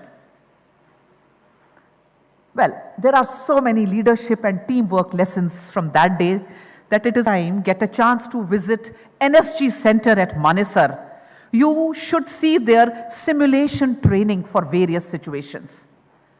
With every such situation, their SOPs are upgraded, their trainings are done, so that we are first time right every time. So what is that takeaway from all of us here? What do I want to tell you? I'm not going to just tell you a story and take your time. I want to give you a lesson, how you can be first time right. Of course, you don't have to wear a uniform to serve the nation. All of us are serving nations in our own ways. So, it is vital that intent of leader and objective of project is clear till the junior most member of the team. Even if the leader is not present to micromanage, still, different team works as a cohesive unit. In armed forces, we have a concept of war games, where war-like scenarios with multiple crisis situations are simulated. Far-fetched ideas, far-fetched problems. They are brainstormed. So commanders brainstorm the responses. The responses are made threadbare. These are rehearsed by the troops on ground. All practical problems are studied, time management is worked out, logistics are worked out, so that at the time of crisis, multiple functionaries like infantry, artillery, armored tank squadrons, air force, navy, logistic installations, everyone comes cohesively together. And then we never say that we do not know, the right hand does not know what left hand is doing. This never happens in armed forces. Our responses are cohesively practiced so that there is no confusion. And on the same concept, I have established war rooms for various corporate giants and MNCs. This has helped them to be future ready and to stay ahead of the learning curve. So it's been a very interesting exercise when this war game room is established with corporates. It is said that mind is like a parachute. It works best when it is open. You all can imagine what a parachute will be of any use if it does not open mid-air. So keep asking yourself, right? These lines are very important. Keep asking yourself, what if this happens? How will I respond? What if this happens? How will I use my resources? What if this happens? What if this happens? What if? Constantly keep upping the game. Constantly keep asking the question. Brainstorm the responses. Brainstorm the solutions. Train your team how to perform during contingencies. Practice the procedures and SOPs till it becomes a muscle memory. In armed forces, we have a maxim.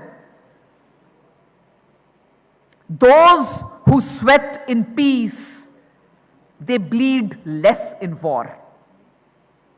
Nothing. You all are very mature people, heading huge organizations, and you know that nothing major happens overnight, not even pandemic. There are feelers, there are trends, there are market forces. What to say of this? Even battles do not happen overnight. Movement of enemies is there, built-up of logistics is there, which is evident to the trained eye, which we call battle indicators. So as a leader, develop the skill of situational awareness. What do I mean by situational awareness? ये कोई बहुत बड़ा word नहीं है. If you try to understand, it is have an ear to the ground, have an eye on the future, and a practical head firmly placed on your shoulders. That is the first step to risk management. Your decision-making abilities during difficult times depends on how well you can judge the environment before the crisis has actually struck. Your SOPs will take care of the day-to-day working, No one needs a leadership in peace situation. You need a leader only when the going gets tough. So rise to the occasion. To many of us, the pandemic came as an act of God. But to the people who strive to be first time right, the indicators of the start of pandemic were emerging very evidently. So, be situationally aware. Finally, the hallmark of leadership during disruptive times is the power of communication. When leaders communicate their expectations with open attitude, they provide clarity and logic to their team. You all must have seen that your team will have more trust in you when you are transparent and when you give clear instructions, because clarity limits miscommunication and confusion. So let me just share with you a very, very interesting story. This is the Battle of Dograi, Indo-Pak War 1965. Dograi is a small village on the outskirts of Lahore, and one of the bloodiest battles of the sector were fought here. Jawans of 3 Jat Regiment launched an offensive against invincible Dograi, Pakistani artillery ka stronghold, infantry ka stronghold. Their commanding officer was Lieutenant Colonel Desmond Hayde Mahavir Chakra. Now here we are talking about communication. So listen to this story with that angle. So soldiers were spread across Ichogil Canal. They were in platoon strengths and they were fanning out from the bridgehead towards enemy. बहुत भारी गोला बारूद चल रहा था. Colonel Desmond Hayde was going from trench to trench, platoon to platoon, speaking to the people, speaking to the soldiers amidst the heavy shelling. और अगर मैं आपको जाट ट्रुप्स के बारे में बताऊं, तो उनका जो बोलने का अंदाज है वो बिल्कुल जुदा है. As a leader, you speak to your team in a language that they understand best. Colonel Desmond Hayde, an Anglo-Indian officer, asked his troops, मेरा क्या हुक्म है? What are my orders? And the Jawan said, Saab Dograi. Very clear instructions. Where will we go? Dograi. Where will we meet? Dograi. And then he said, Kal raat ka khana kahan khayenge? And the Jawan said, Saab Dograi. Now he ups the ante and says, अगर सियो साबरे गोली लग गई तो क्या करोगे? यानी, if your senior leadership buckles and is not physically present, do you need micromanagement or do you know how to work ahead and gain the objective? So when he said that, सियो साबरे गोली लग गई तो क्या करोगे? तो one of the jawans said, सियो साबरे कांधे पे टाक के ले जाएंगे, लेकिन रुकेंगे डोगराई जाके. यानी सीओ साहब को कंधे पे उठा के ले जाएंगे. We will carry the leader physically, but we are going to stop only at Dograi. And let me tell you, even if only one soldier was alive that day, the mission was so clear that even that single soldier would have flown the tricolor. So ladies and gentlemen, leadership is a contact sport. Don't leave it only on AI. More so during disruptive times when the team is looking at the leadership for guidance. A leader has to connect with the team in a language that they understand and create an emotional bond, not a transactional. I only have one suggestion, that CEOs or the chief executive officers, if they start thinking of themselves as chief ecosystem officers, especially after the pandemic when someone is working from home, someone is working from remote location, instead of being a chief executive officer, if you start working as a chief ecosystem officer, It's going to be quite interesting. Well, never let a good crisis go to waste. This is my last slide for the day, and I would just like to tell you that during disruptive times, only those organizations thrive where leaders take initiative. The team takes ownership of the task, and together they think of out-of-box solutions. There may be times when only thinking out of box is not enough. You have to erase the box. Think of a new solution. Absolute de novo. And if you can do that, you will be the leader of all times.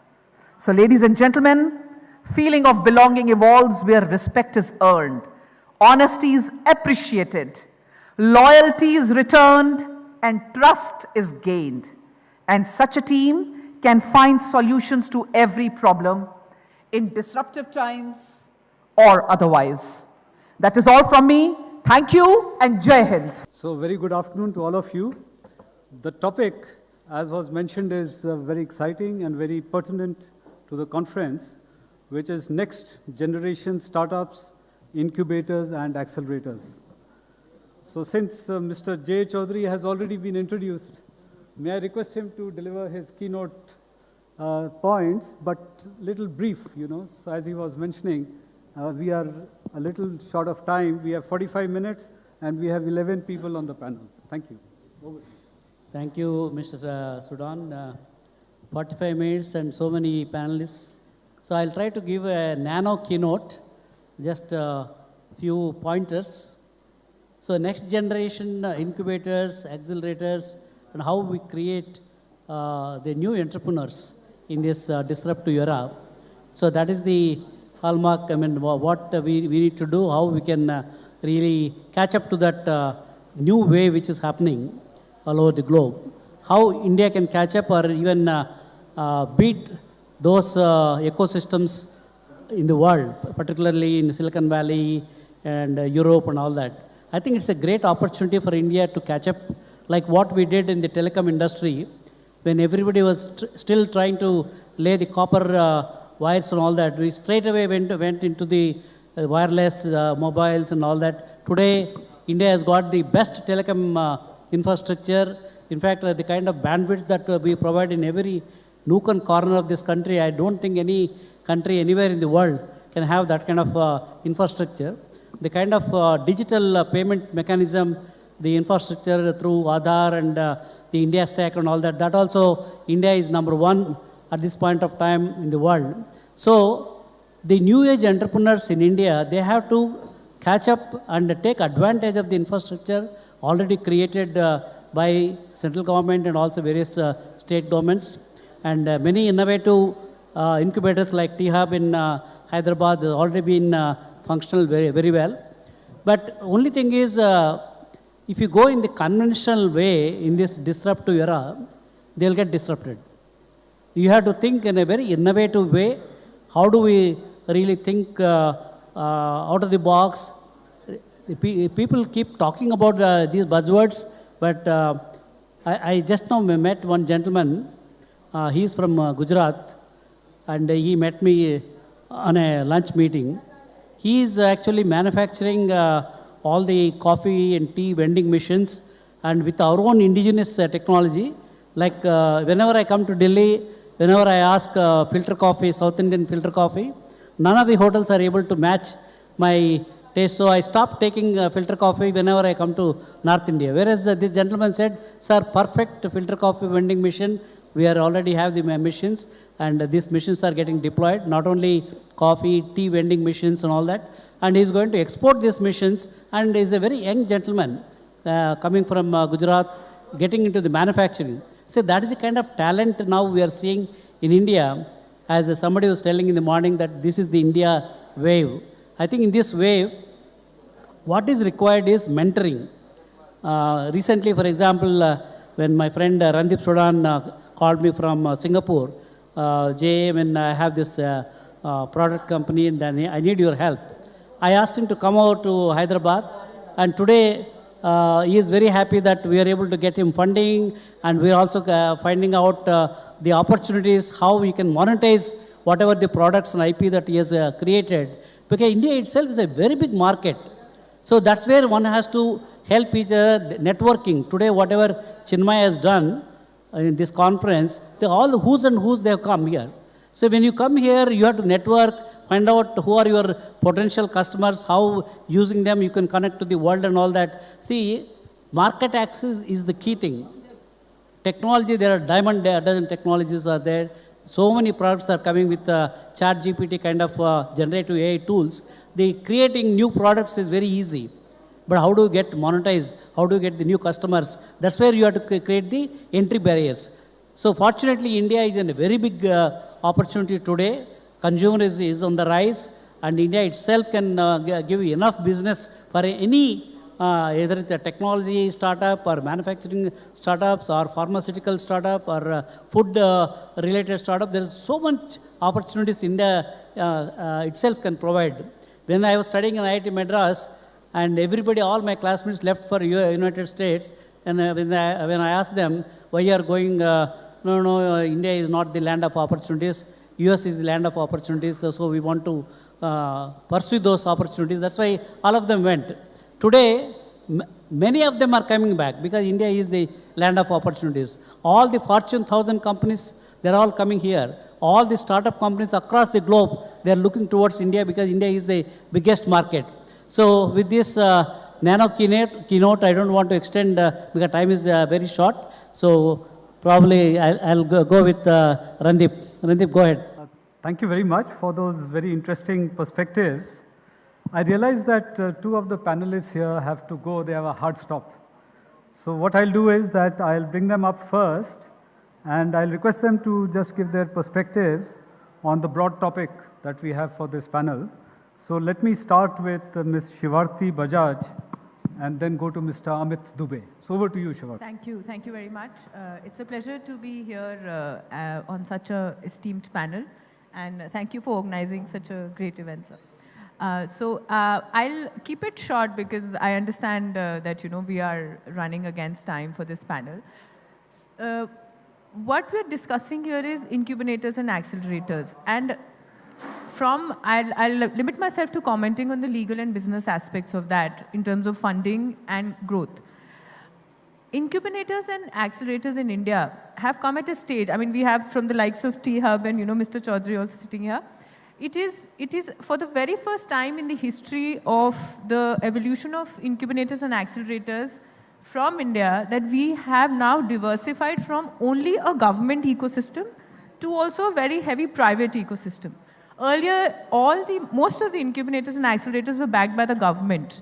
Now we have private parties coming to play in terms of not only academic institutions, but also HNIs and other funds, the larger funds who are opening their early stage incubators, which is actually a very big, it's a very big move for the Indian startup ecosystem. Because incubators and accelerators are something that have traditionally been backed only by the government or academic institutions. But however, with the private sector coming into being, sets up the whole chain for their growth in a very quicker fashion. And in terms of legalities, obviously it is the incorporation of the incubators and accelerators that need to be kept in mind. The kind of structuring that needs to be there, because they need legal advice of a very sharp level, and because we do handle a lot of incubators and accelerators, and we understand that sometimes they tend to ignore this very important aspect, but in the longer run it plays a very important role. So which are few pointers, whether it's mostly LLP structure or private limited structure, depending on how they want to grow going forward.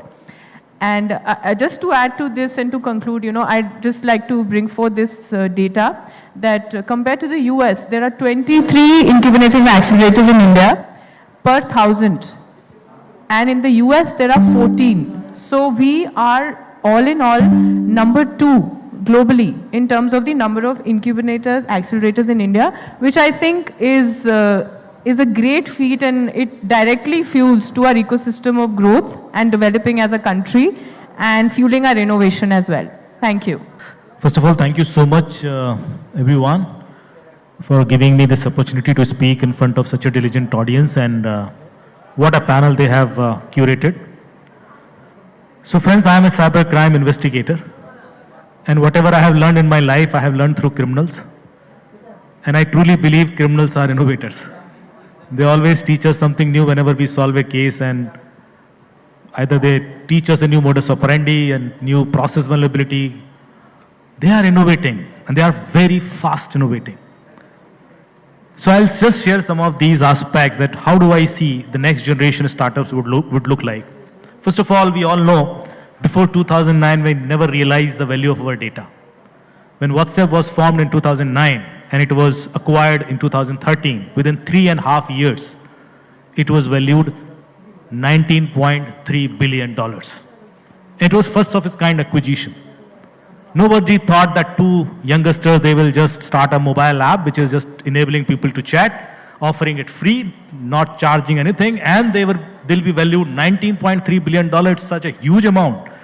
If you compare it with any other conglomerate in India, maybe Anand Mahindra and all, they may not be having that wealth even if they are running 75 plus odd companies.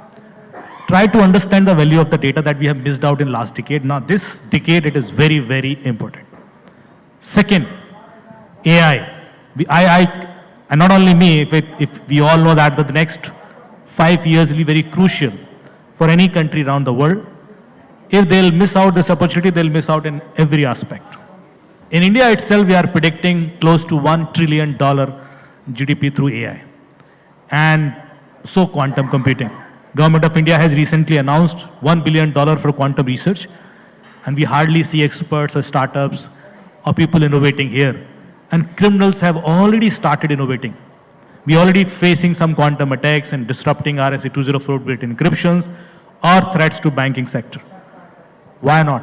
So these are the three key pillars that I'll see how India is shaping us in future with startups, and I expect lots of startups. And earlier it used to take 30 years, 20 years to become a unicorn.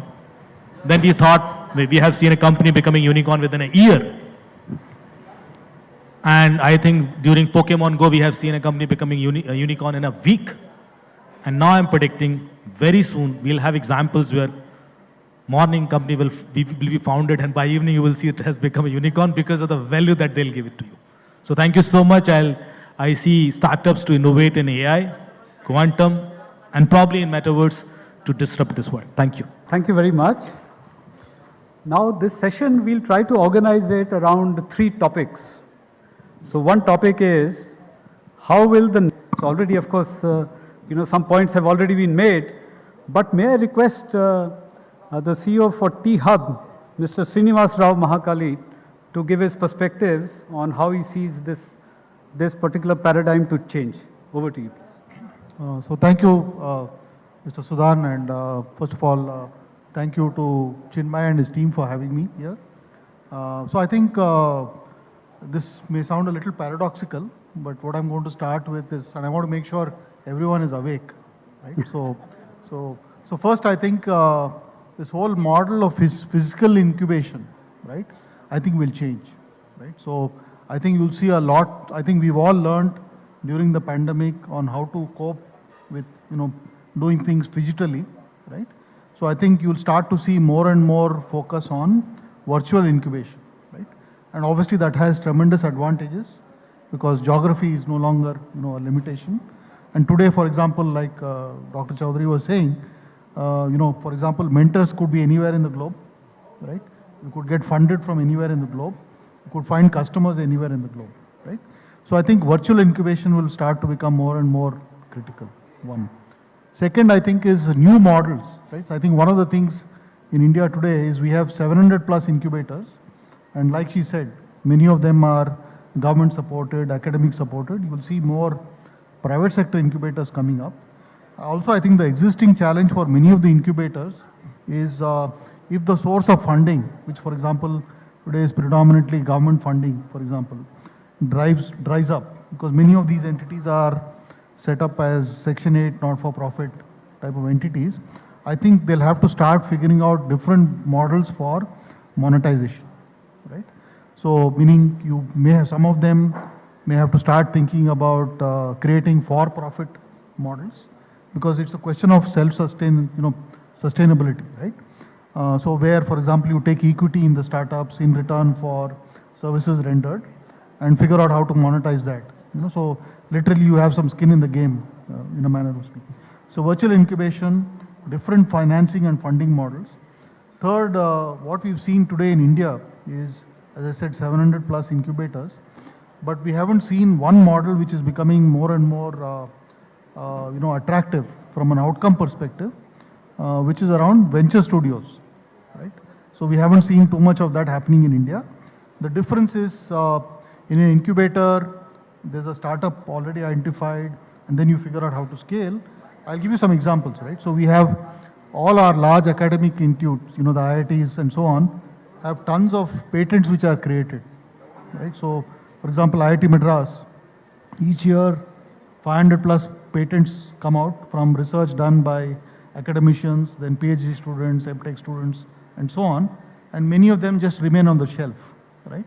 So you think about a model where you figure out how to monetize those patents because they solve some problems. So identify someone, for example, if it's something to do with life sciences, someone with 15 years experience who wants to become an entrepreneur, right?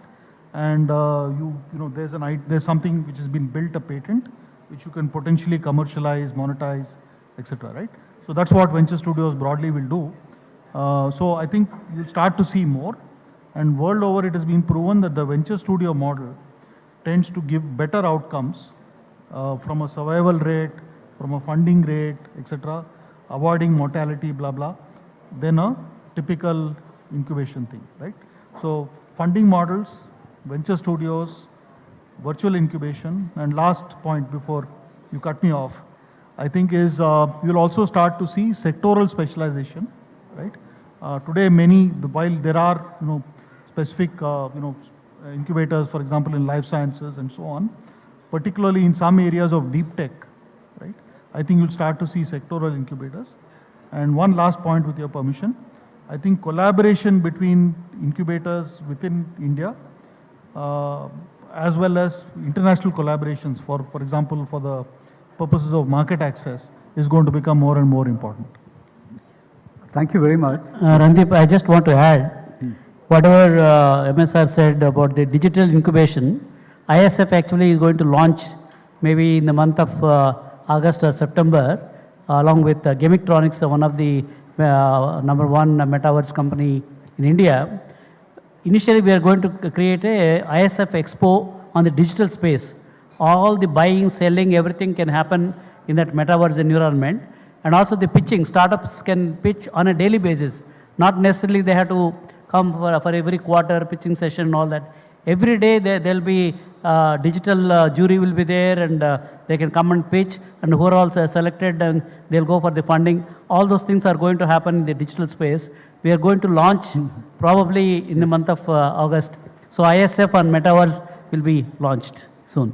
So that was an interesting perspective on the future of incubation and acceleration. I personally think that a lot of countries, including India, are planning to go for central bank digital currencies. And it was mentioned about financing of these startups. I think the world will completely change once CBDCs are there, because you can trace what is the spend which a startup is doing or which a company is doing end to end. If you can do that, then the opportunities which are business opportunities become very evident, and the whole paradigm might shift in terms of financing, but that's a little time away, certainly. Now let's move to Mr. Seshadri Vangala to hear his perspectives on the topic, please. Thank you. And first of all, it's great to be in the panel with my mentors. I think, I used to normally hear it now in the panel. I always go with my tagline slogan, networking is better than not working. So one thing I see is I've been in multiple countries, and I run a day-to-day, I run a global workforce solutions firm, but again, with JSR and me, in the founding for the ISF, which was India Startup Festival. Now it is truly International Startup Festival. The intent, before I go there, the reason for when I want to go with a small anecdote, when I've been to a couple of universities in India, especially at the rural part, we're talking all of startups, incubation, accelerations. After all that kind of people were talking and all that, most of them did ask me, "Bhai sahab, ye incubation acceleration mane kya hai? What does this mean?" I think in the rural, especially looking at the population, mostly in the rural segment, which still constitutes, I believe, 80%, sir. Only 20% know what it means, and I don't think it's this big. So I believe even across the globe, even first I think we need to identify how do we do some outreach campaigns to say what really this means and how they can really be benefited. And obviously the mentors are not always available. We need really mentors. So I think this what with ISF, as Jason mentioned, one is metaverse. We're also trying to identify some of the initiatives where we can outreach. That's where we are working more on the rural segment. I think we had 125 term sheets. I think Jason didn't mention in one single day in ISF. I think you should applaud for the one single day. We have 125 term sheet, especially rural startups in our ISF second edition of our festive. We are touching that more. And that's really happening. We have a mentorship program. Everybody who is there, irrespective of what background, everything they carry in, they can come in. They can pitch in those sessions and kind of have all the global mentors as well as the investors in one line. I mean, that's the first of its kind program that we already there. So I always feel that it's more on the softer lines. How do we outreach? How do we bridge the gap? I'm being a talent guy, obviously, talking in the context of talent.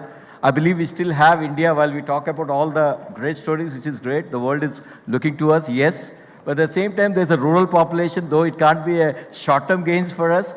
Everyone has to look into those rural population to train them, teach them. It can be long-standing to have certain programs. Maybe that's where we have good talent for startups and also doing our own products, sir. That's it from me. No, thank you.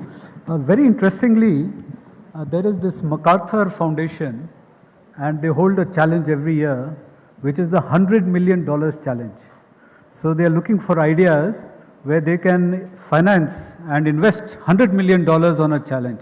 So there's a huge data set which is available on what people have proposed.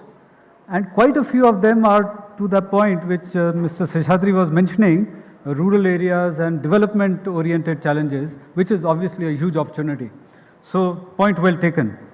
Now let's turn to Mr. Vignesh Mohan and see what his perspective, especially coming from IIT Jodhpur. Not just coming from IIT Jodhpur, I was previously associated with Government of Tamil Nadu in formulating their startup policy for the state, right? Formulating the startup nodal agency at Tamil Nadu.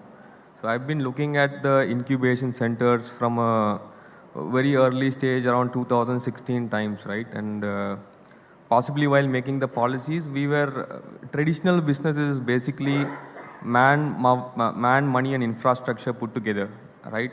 And then the difference with a startup is it also comes with an idea which is highly scalable and venture fundable, right? So the basic idea of creating yesterday's incubation centers were that a startup will approach them with a good team and a great idea. So the incubation center will help them with money and infrastructure.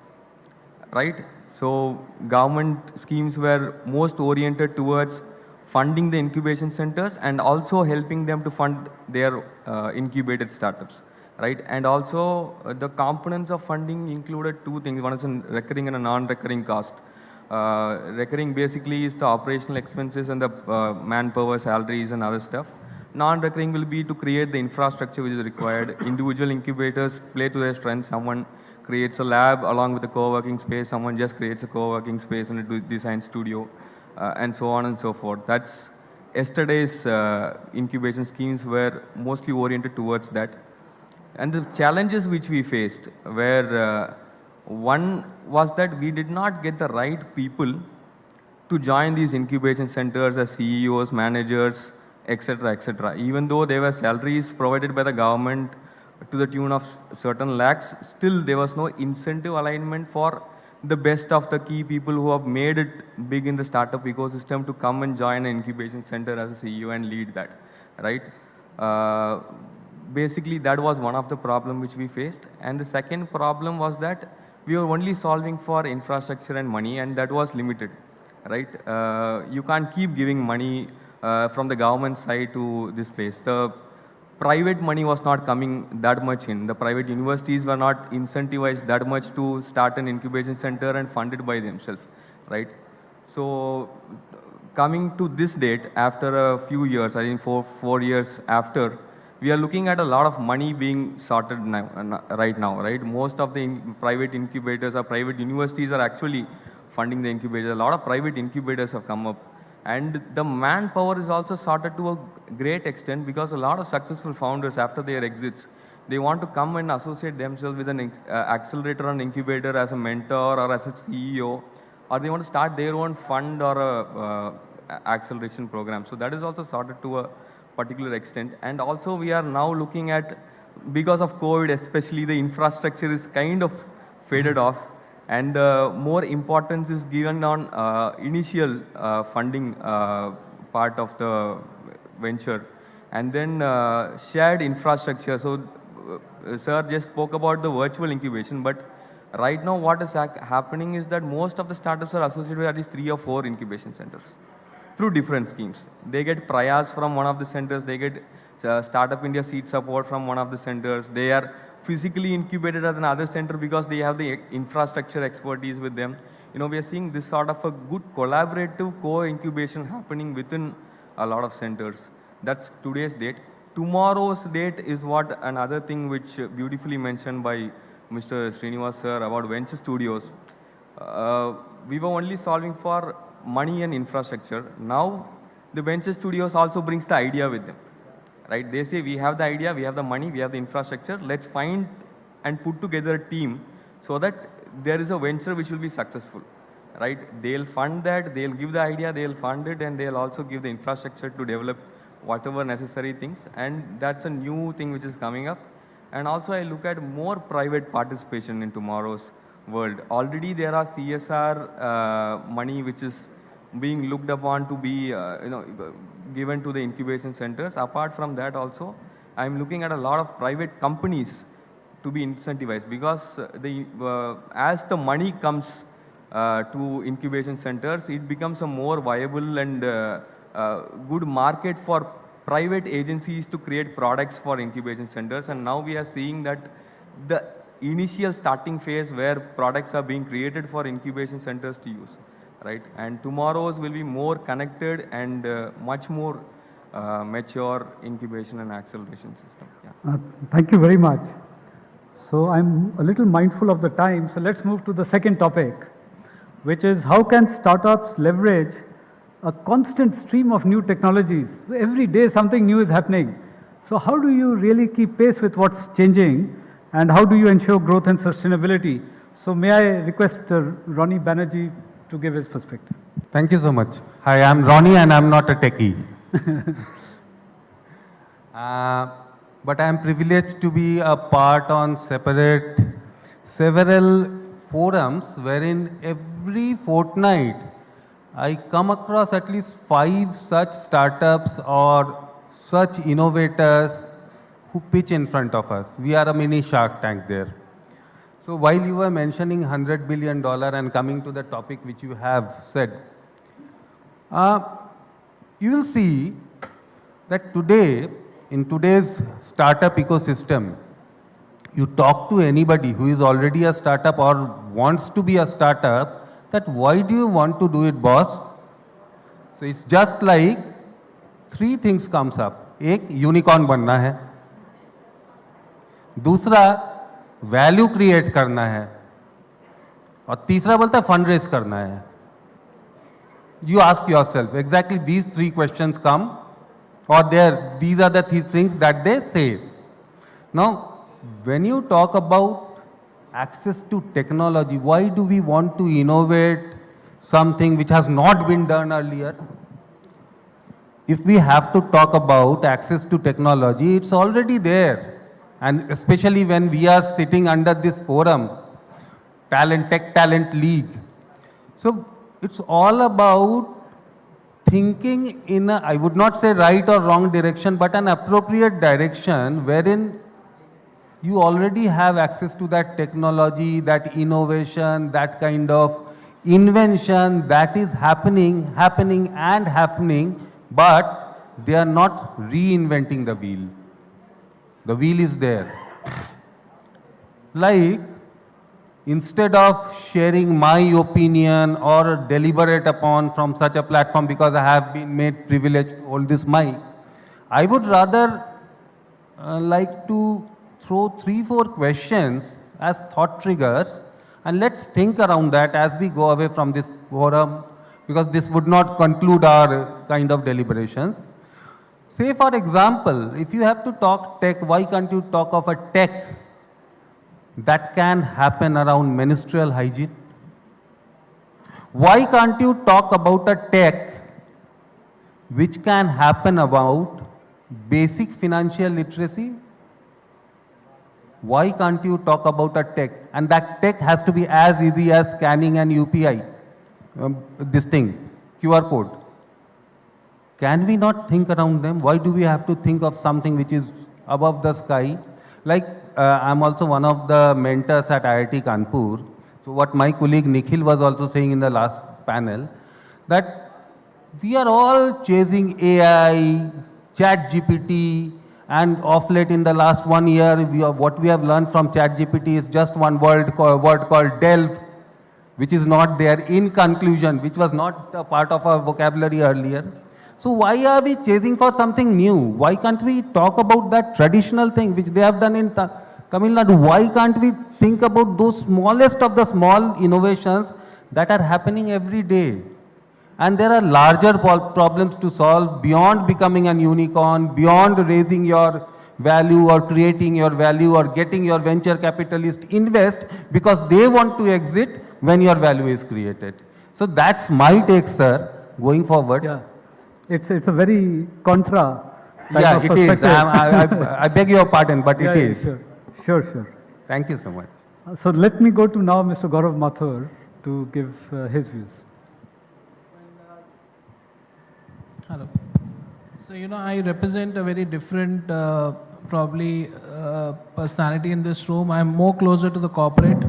And as a corporate, I know the talent requirements, the tech talent requirements corporates have today. And on the other side, I'm able to hear and see, the vast amount of talent getting created at the universities. And because there are lack of employment opportunities sometimes, we hear a lot of people and a lot of youngsters without getting the experience under the belt, they want to start off a startup. And that's where the ideas goes for a toss. So as an organization, I belong to a company called Felix Consulting. What we did is, we have done a forward and backward integration on this. And for example, we went to a rural area in Bangalore called Neelamangala. And there, students coming out of colleges, they don't want to leave their homes, but they want good packages. And the corporates are not willing to go to Neelamangala. They are willing to be at Bangalore. Right, so I think one of the needs of the hour for access to these students is also the corporates going towards these people rather than these students coming to the corporates. That's not going to happen all the time. Now, with respect to the availability of technology, how startups can utilize it, a lot of the times I've seen startups, they would be good at one thing. So they would have built a product, but they don't know how to market it. They would not have a good sales team to do that for them. But technology today is available to help you do your website very quickly. If you, for example, use the Wix as a platform, it already has AI which can help you build images dynamically, help you create presentations, help you do websites very fast. You've got a Canva. And if you look at the technology partner today, My Anatomy, I was just seeing their slides here. They already have a talent platform which is there. So you don't need to, as a startup, when you're choosing a technology, you have to decide between whether you make it or you buy it, right? So it is suggested that you should buy a technology which is available and then make things around it. You don't need to, you don't need to go and sit and make a financial management application or a manufacturing application. As an organization, Felix has been collaborating with a lot of startups and taking their solutions to the manufacturing sector. So build, you should look at, while adopting it for yourself, you should initially buy what is there. There is a Tally, there is a Canva, there's so many solutions, and then build solutions around it for your own company. And if you are a startup who wants to go to the the corporates, then also these technologies are very helpful. So I think access to the technology is all there. You probably need to have some guru or some mentor who guides you on how to control your operating costs. And we are happy to collaborate with a lot of universities here so that we can bridge that gap between the corporate and the academia which is being available here. I think that's a very valid perspective. But I personally feel that, say, if you're a startup and things are changing. So just look at the world which was before November of 2022, before ChatGPT hit the scene.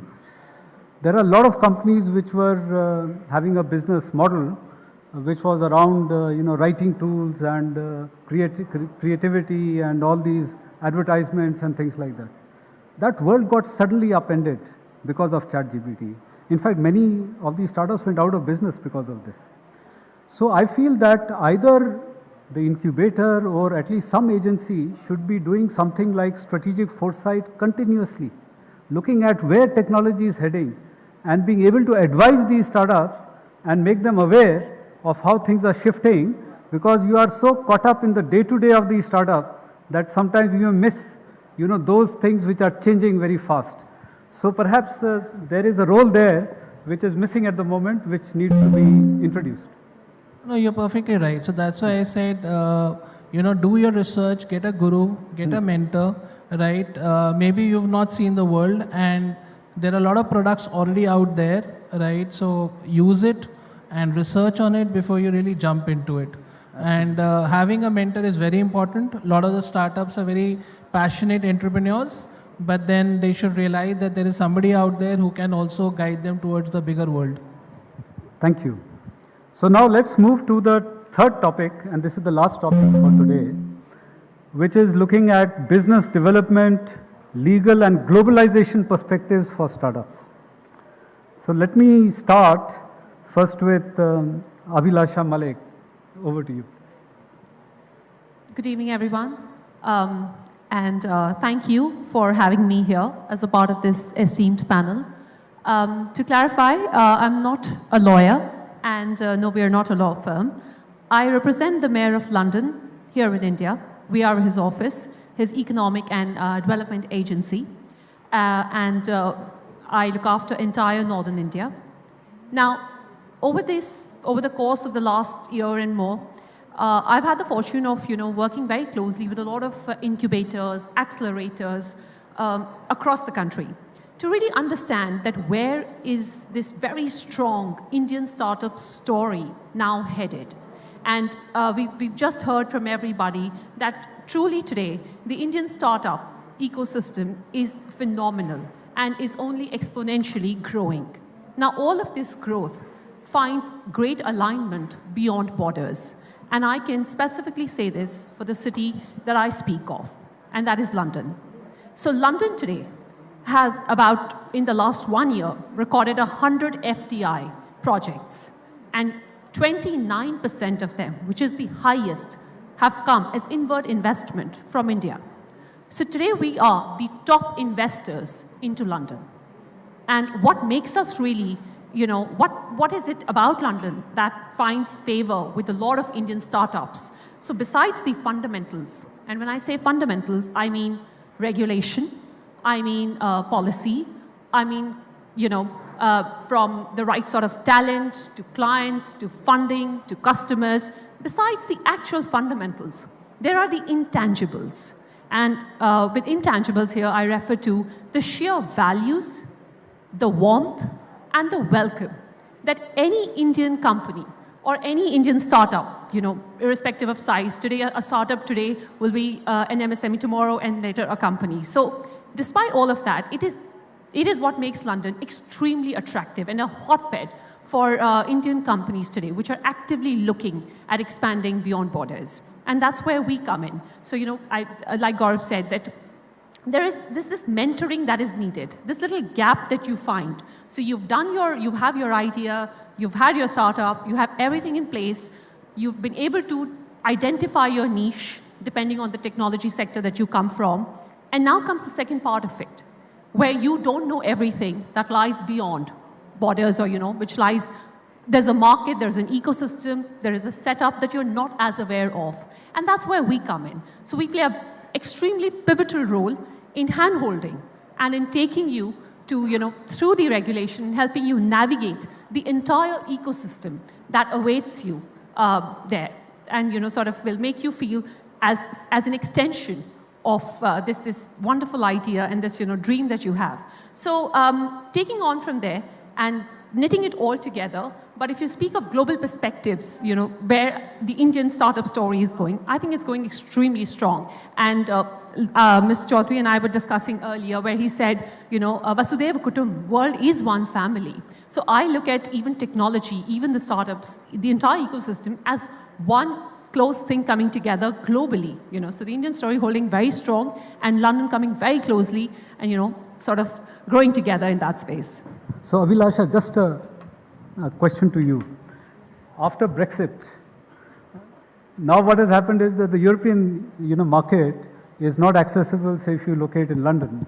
So how do you deal with that? What is your pitch on that for a startup? The good thing is I don't need a pitch. Brexit happened a long time ago, and the London story has stood very, very strong. I mean, we've emerged very resilient, and a simple example is last year alone we had about 31 Indian companies set up in London. Speaking specifically of artificial intelligence, not just India, but nearly about, I think, more than 1,500 odd leading AI companies are headquartered in London. So despite, putting Brexit aside, even funding, London alone has twice the amount of funding, UK has twice the amount of funding as compared to any European city. So London opens doors to not just entire Europe, but also emerging markets. So it's one of those places, where you're headquartered to sort of then, it's not just about growing into London, but it's also growing in London and then growing from London. So, as a springboard to the rest of the world, which then lies open for you. Fantastic. Thank you. Mr. Sudan, yes. Business doesn't have any borders. For politicians, political borders will be there. For business people, I don't think there is any border. Whether they are in London or India or wherever it is, I mean, they can do the business, particularly in the internet world. That's the reason why our India Startup Foundation, we transformed that into International Startup Foundation. As she was mentioning, the world is one family, Vasudhaiva Kutumbakam. Wherever startups are there, we are there to help them. And they also need India market. India also need their market. So it is a collaborative effort. True, true. Yes, but just adding to that, sorry. Yeah. I've never looked at trade in all of this time. I've never looked at trade and it is set to flourish both ways. So not just that, it's one family and this thing, but you find warmth. The minute a startup, the minute a company, the minute a founder finds two things. First is understanding his thought and idea, and second is where is his journey headed? What is it that he's seeking? The minute you're able to understand that perspective, you're able to bring to him what it is that he's actually looking for. And I think that is something now, whether it is, in India or whether it is in London, and when it is in London and how it is where we come in. So that is the sort of thing I see. So there is just one perspective to what Mr. Chaudhary said. What we are seeing internationally is that cross-border data flows are being restricted. More and more countries are expecting data to be locally resident, especially where it comes to personal data. Now, if you look at the European Union, so the data can flow across countries within that block, whereas outside of that block, then it becomes a problem. So what I feel is that as startups in the future will have to increasingly have to face this problem of restrictions on cross-border data flows, which is going to upset some of the business models which are available out there. So lawyers like her can make more money out of it. Right, exactly. So, okay, this was great. Now because this whole conference is about talent and about, how it sort of impacts on the startup system and incubators and accelerators, let me now go to Mr. Piyush Garg and see what is his perspective on all that has been discussed. from an academic institution point of view. Thank you. With that, I would like to add the legal perspective as well, if Okay, you permit. Okay, sure. So everyone was talking that I'm not a lawyer, so keep I'm it- a lawyer. keep it closer. I'm a lawyer as well. Excellent. And with utmost regards to the co-panel members, I would like to interact with their audience. Hello, Delhi. A warm greetings in this cold weather. Till the time we don't talk about AI, someone doesn't seem to be educated enough. And I'm not. So can someone actually help me understand what is the difference between AI and ethical AI? Since morning, we have been actually hearing this term very common. Ethical AI and AI. At times, things seems very complicated, but they are very simple. Okay? What is the legal age to marry in India? 18? 21. And what is the legal age to have a consensual sex? It's 18. Ethics and legal. So we can have a consensual intimacy at the age of 18, but we can marry at the age of 21.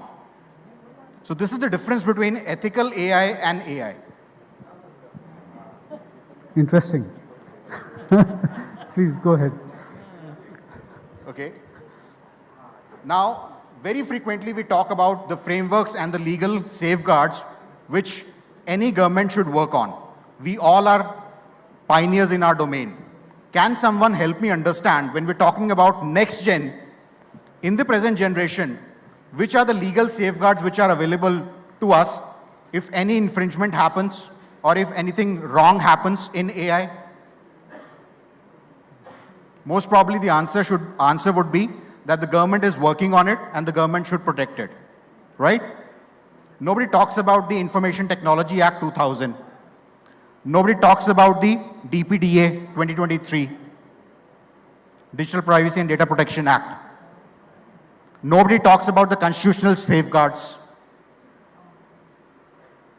Can the next generation of incubators and accelerators move to the next level without having the strong founding blocks, without having the strong fundamentals? What it will take. Whenever we talk about startups, ek AI hua, next, if we don't talk about the unicorns, we don't actually have the vision. I strongly believe that the next generation of disruption will actually come only with 4 C's. Collaboration, cross-culture, cross-domain, and cross-skilling. As one of our renowned speakers in her previous session said, culture eats breakfast for the strategy. Eats strategy for the breakfast. What works in the South does not work in the North. When I say collaboration, how can I actually replicate Mr. J. Chaudhary and Mr. Srinivas and other panel members across to India, to my startups who are in tier 3 cities? And I'm saying this when I'm actually the vice president of a university having 2,900 patents granted to me. And where is this university? In tier 3 city. Second largest in the world. 247 private registered startups with us. 247. Most of my co-panel members said, we need more infusion of funds. I would say, most of these 247 startups who are incubated with me, part of my student community, they are making the marks without even having the 5 lakhs of basic investments with them. And 6 of them this week are going to represent in the grand finale at IIT Mumbai. And all of them are working on the social impact. Assistive technologies for the deaf and mute, rural empowerment, employment generation. So instead of actually seeking the ROI, that is the return on investment, the next generation of startups and incubators should focus on self-sustainability, should focus on self-empowerment, and ROI, which is defined as return on impact. The impact which I have done on the society as an entrepreneur, as a founding director. So that is where I see that this collaboration, cross-domain skilling, cross-domain technologies, and cross-cultural collaboration will be the founding pillars of the next generation startups and incubators. Thank you very much. I think what they say is when you come on stage, you should always pick up a cue from your previous speaker. I cannot do anything what he did. But just to introduce myself, my name is Nitin. I represent Google Cloud. I'm with my colleague Sanjay Kathuria there. We both are relatively new to Google Cloud. It's not a very old organization in terms of, well, Google has been there for quite some time. The cloud business is not that old. So, I mean, most of the people in India are like 3 or 4 years in the Indian market. But what has been happening is we've been working with education a lot. And along with education, when the word tech comes in, that's where I think the transformation happens. Now, whether it's an edtech working with the student at home or an edtech working with the student in his or her college or school, I think the solutions are always centered around the student. And in the process, there are multiple stakeholders to be worked with, which is the school administration, the teachers, the entire support staff, the parents. So how do you kind of get all of them? Because transformation will happen to the student when these stakeholders also understand how does tech influence them or how do they apply tech. They may not know. For example, when I did my engineering in like 96, believe me, I mean, the only access, or when I passed out in school in 92, I mean, the computer lab was only available for playing 1 or 2 games, that's it, nothing else. Even in engineering, while we were taught how to program, but we were asked to write the code in the paper, and the compilation happened just by checking. So I think the world has progressed a lot from there. Now, what I'm about to talk to you is mostly on 2 parts. One, how is Google, when I say Google, not just Google Cloud, how is Google looking at education? Second, a little bit about AI, but then more importantly, how do we want to engage with colleges, universities? Largely, this is aimed at higher ed. And in the process, how do we engage with companies who want to work with these colleges or universities? So that will be the theme. Okay, so if you look at, when we look at education and we look at our products, what we offer, there are 4 key pillars which come to that. The first is access.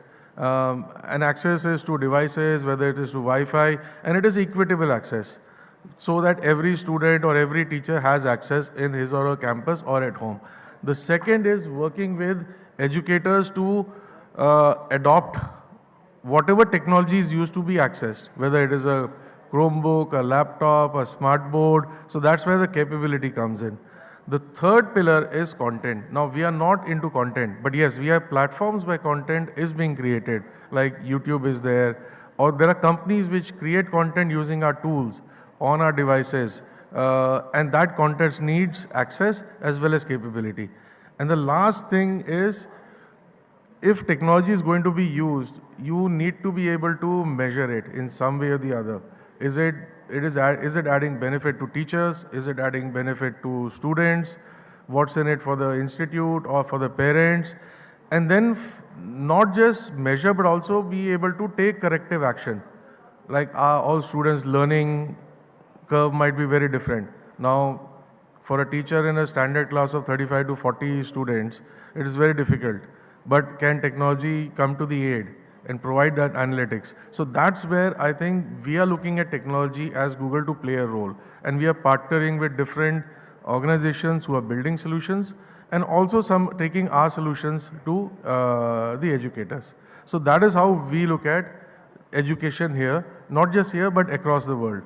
And we've been working, like I said, there's a Google for Education team, which is a different team, which works with both K-12 and higher ed, both private and public schools. So that is a different team, but we work very closely with them.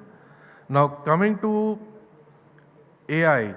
Now, AI has been there for quite some time. It's just that the buzzword came out when maybe some of the platforms came out where Gen AI and some of the platforms like GPT and Bard came out where it became a very common buzzword. But AI has been around for some time now. Now, for example, if you in your respective school, college, or for example in your organizations have used any Chromebook or any Chrome product or any Gmail suite, you've been looking at predictive text. You've been so that is some form of AI where it is predicting what do you want to write. Where the crux of it is, does it help to boost your productivity, and does it give you as an educator and as a student to express yourself? You might not be good at speaking. Now you might not be good at typing also. So can technology, when you speak, can it type it out for you? So can it be expressive? That is what we are looking at AI to play a role. Now there are different, I won't take all examples, but there are different institutes and different edtech companies who are working on different productivity suites. Now, why I'm sharing with all this of you is because there is things happening in India. If you want to know about them, work about them, do reach out to Chinmay and us. We'll be willing to work with you in that area, where you can help boost creativity and productivity amongst your students and teachers. Now, as a different example, there is a company, there is an institute which came to us. They said we have to reduce the assessments. Now, this institute is not a accredited institute, it's a training institute. They train for IAS students. But they say that there is so much of assessment, written assessment, which we have to assess. It becomes difficult. How can AI help solve that? So we are working with another organization, a partner of ours, to convert the learnings of the educators. How do they assess? Building a logic for that and letting AI do the first round of assessment.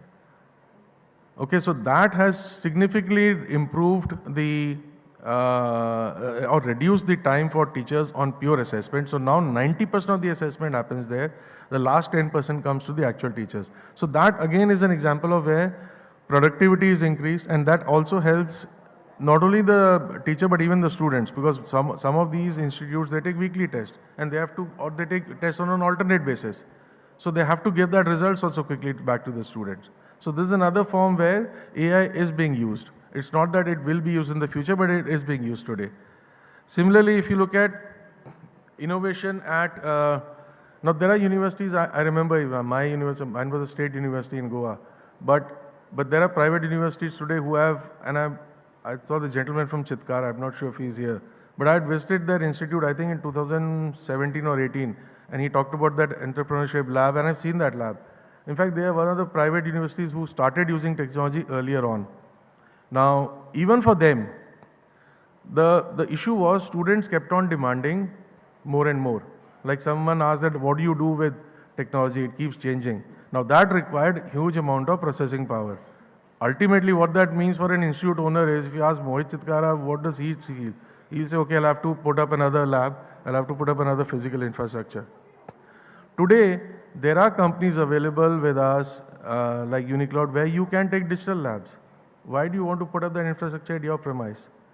Now, those are high computing labs. Give that access to the student, give him some tokens, so you're saved from all that cost of maybe savings on your infrastructure. But more importantly, it is on demand, and demand is, again, it can be either during, after college hours, or it could be during one specific time of the year.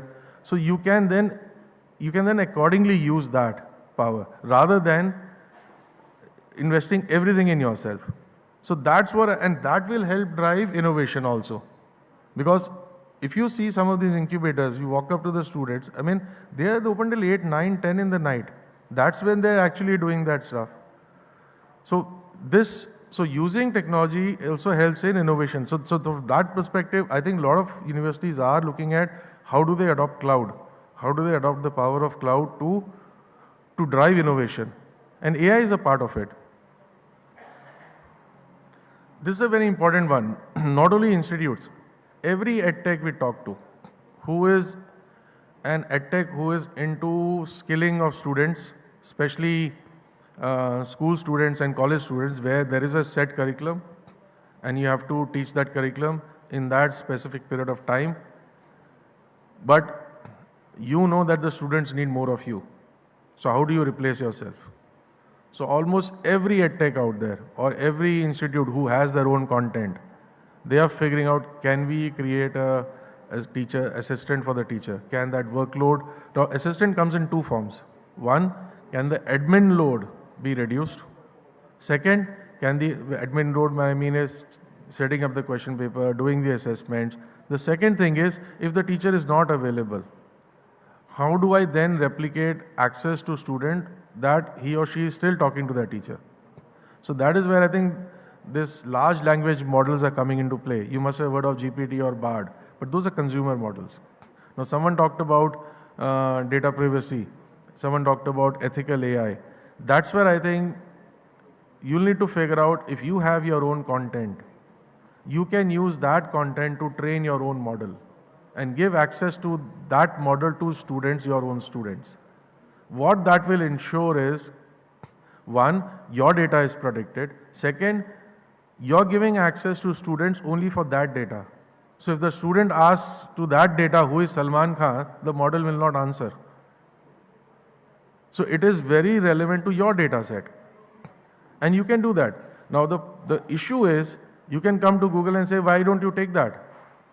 Now, there's data available in NCRT, there's data available in AICTE, but that's a gray area. We don't have rights to use that data to train our models. But if you have right to your own data, your own notes, your own IP, your own videos, teachers' videos or content, that data can be used. If you have those rights, we can help you train your models and deploy it in a very efficient way. That becomes as a secondary teacher. Now, that could be a text-based or that could be a voice-based. There is an edtech who's wanting to replicate himself or herself, star teachers, to do that. That is where AI is going to help. That, again, the advantage is access available to student beyond classrooms or school hours from the teacher in a very safe environment. That student may not ever raise his or her hand in classroom, but on his or her device, they'll be open to ask questions and get a reply, because they know that they're in the safe zone. No one will question them, oh, you don't know this. So I think AI can be used in multiple ways. This is another interesting area where we are working with a lot of, again, edtech and education institutes to build their data models for a virtual teacher or an assistant teacher. Now, what could an ideal institution be like? It is the same thing which you have been doing, that students should get personalized access.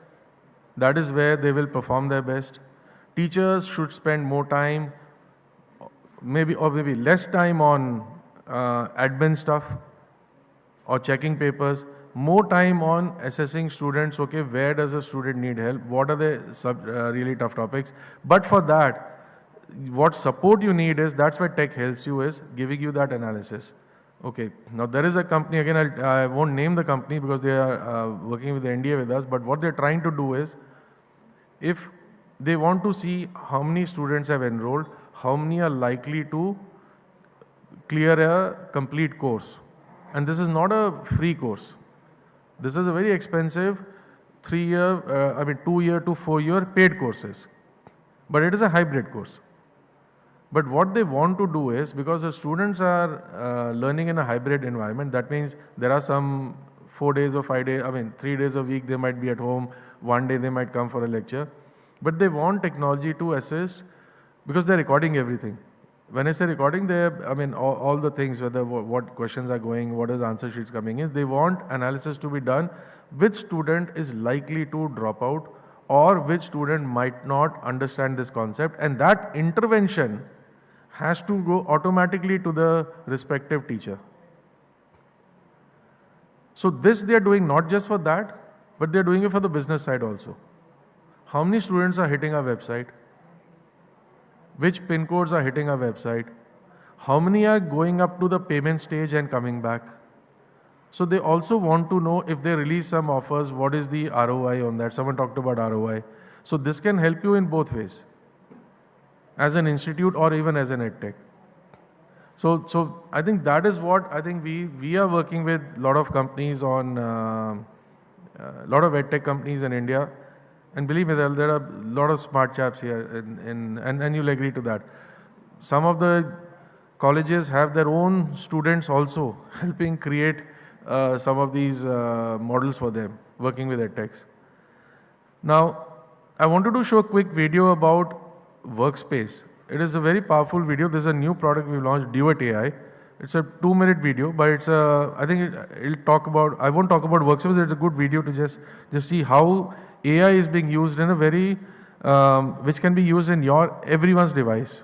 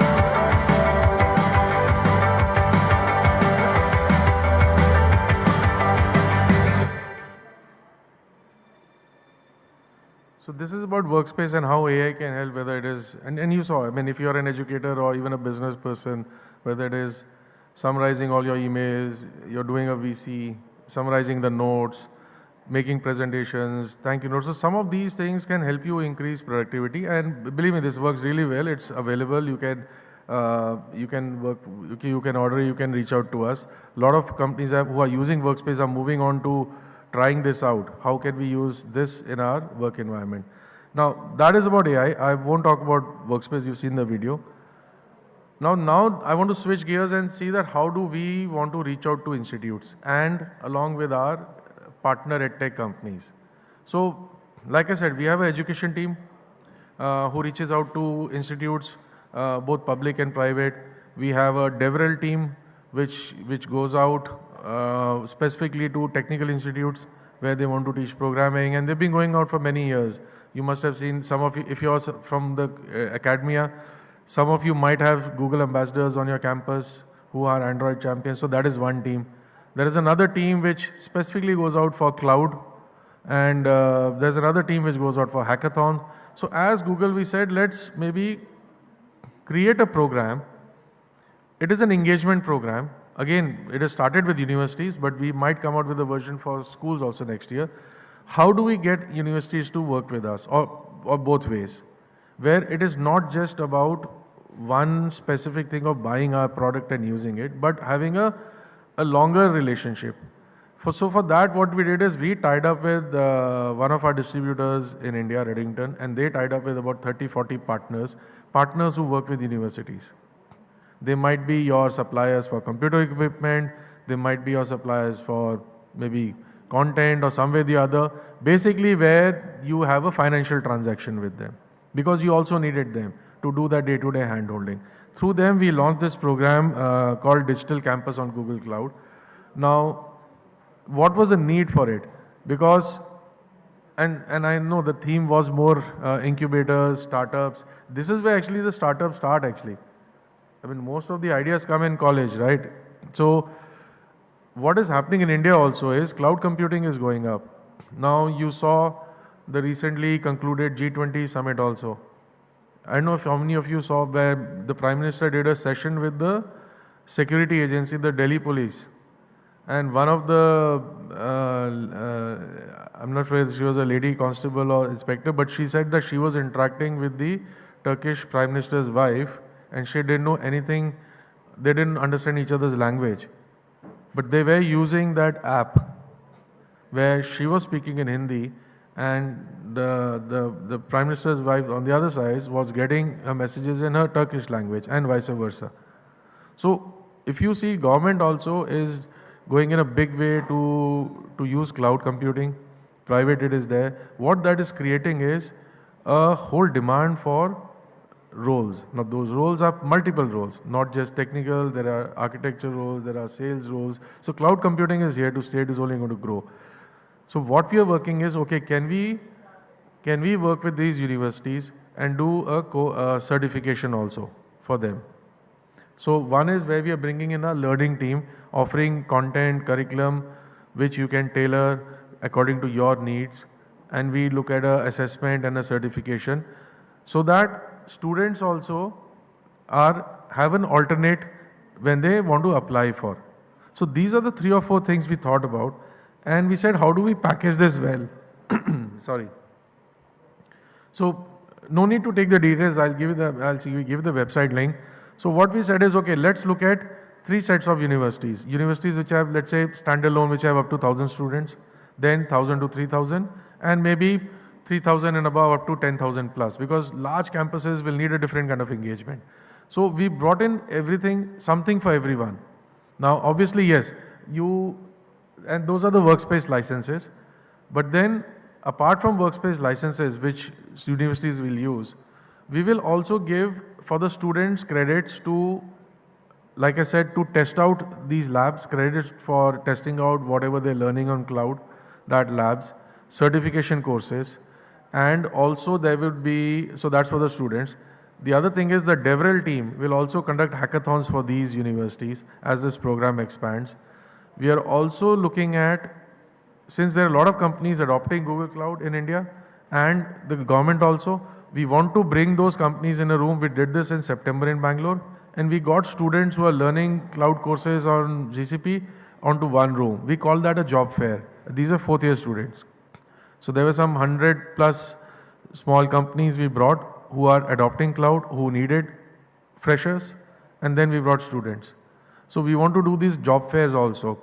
So there's something in it for everyone. There's something for teachers, there's certification courses, there's something in it for students, obviously, where there's certified courses, access to hackathons, job fairs. For the institute also, this is a co-branded program. So yes, there will be PR around this.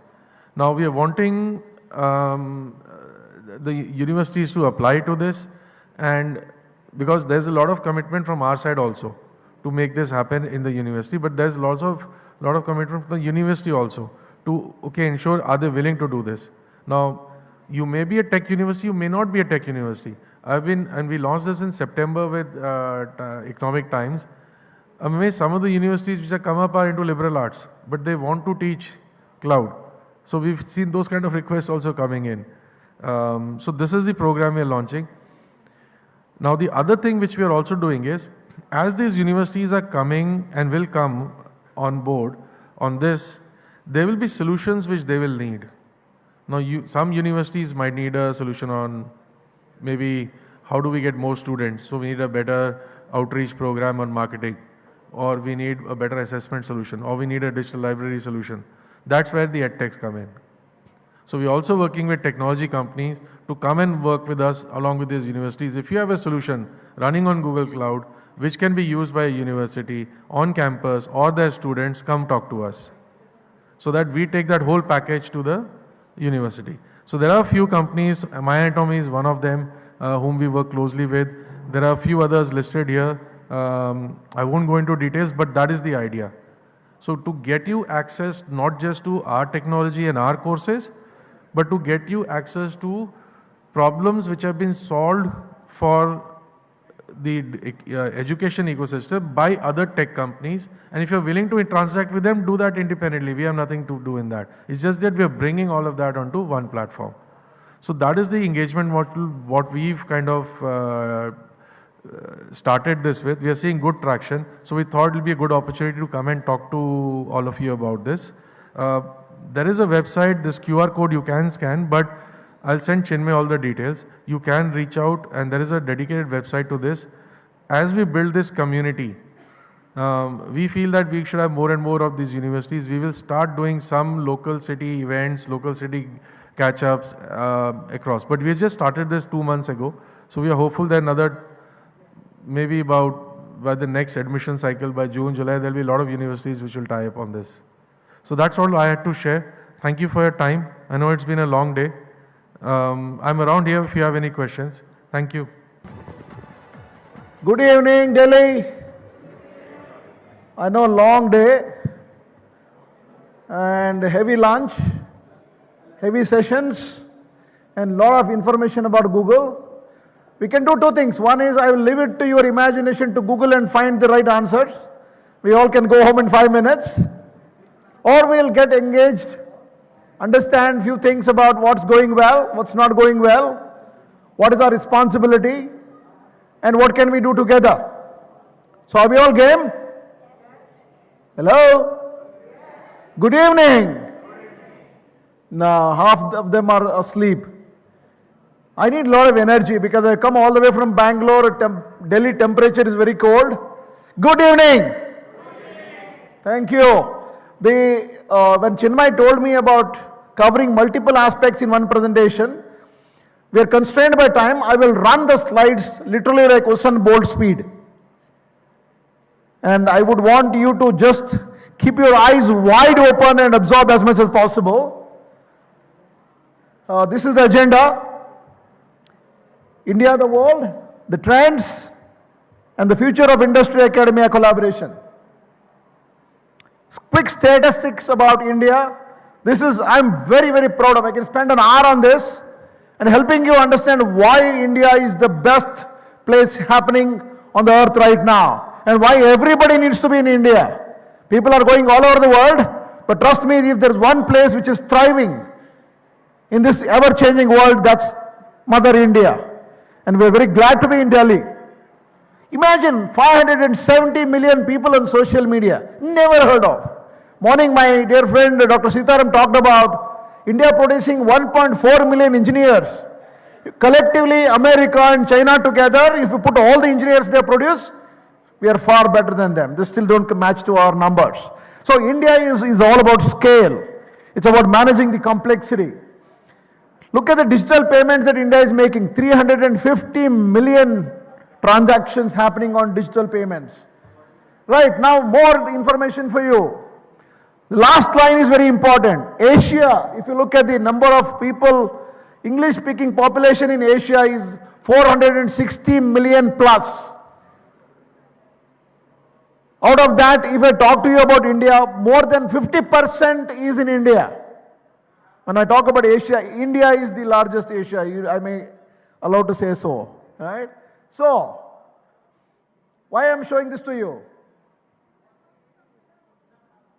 The country is full of land of opportunities. What I'm saying is, we have no doubt, not the third, I think we will be the largest and the biggest economy in the next 5-7 years. We are talking about 2050. I think India will be the third largest economy very soon. It won't take time till 2047 or 2050, but I think India will be the hub for every possible thing on the earth. Be it human capital, be it students, be it talent, be it opportunities, everything. India is the epicenter. India produces 24,000 PhDs in a year. Tell me which country produces so many? Morning you're talking about India is the 5th country in the world in terms of publishing research and filing patents. People thought India is only a country of huge population. Today we have become the intellectual capital of the world. And we are not stopping here. I think the sky is not the limit for us as a country, but we have challenges ahead. We are leading the techno-innovation, and on the left side, pay attention to that India stack. I don't know how many of you are aware. We have 1.4 billion people on other platform. Every day, close to 200 million transactions happen on other platform. Seamless, without a hitch. One example that I'm showing, there are several of them. And this country is going at a rocket speed. We're talking about Vande Bharat train. I think this is faster than most of them actually. When the G20 came to India, India hosted as a president country, many of the world leaders were taken to some markets in Delhi. And they witnessed the digital payments by a local vegetable vendor. The so-called evolved economies in Europe fell off. When in America, even today, you go for a vaccination shot, they give you a written paper. India, digitally, it comes on your phone. That's the power of India Stack. I want all of you to remember this and talk about this to everybody in your home, in your college, in your neighborhoods. People should be aware of what India has produced for all of us. Now, I think I talked about it already. There is India's first solar-powered airport. Fully 100% solar-powered airport in India. It comes from south of India, in Kerala, right?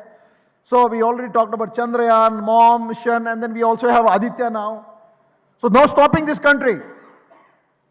I already showed you this number, 500 million plus youth, 200 million plus English speaking, just fine. Now, the future of work, I think I was talking to some of my colleagues in the afternoon. Some companies are saying permanently, forever work from home. Some companies are saying, if possible, please work. Yeah? Some companies are saying, few days at least work karo yaar. Yeah? Kuch to do, salary to milega. But I think the issue is, thanks to pandemic, we have unearthed a whole new world of work. And that brings enormous opportunities and challenges.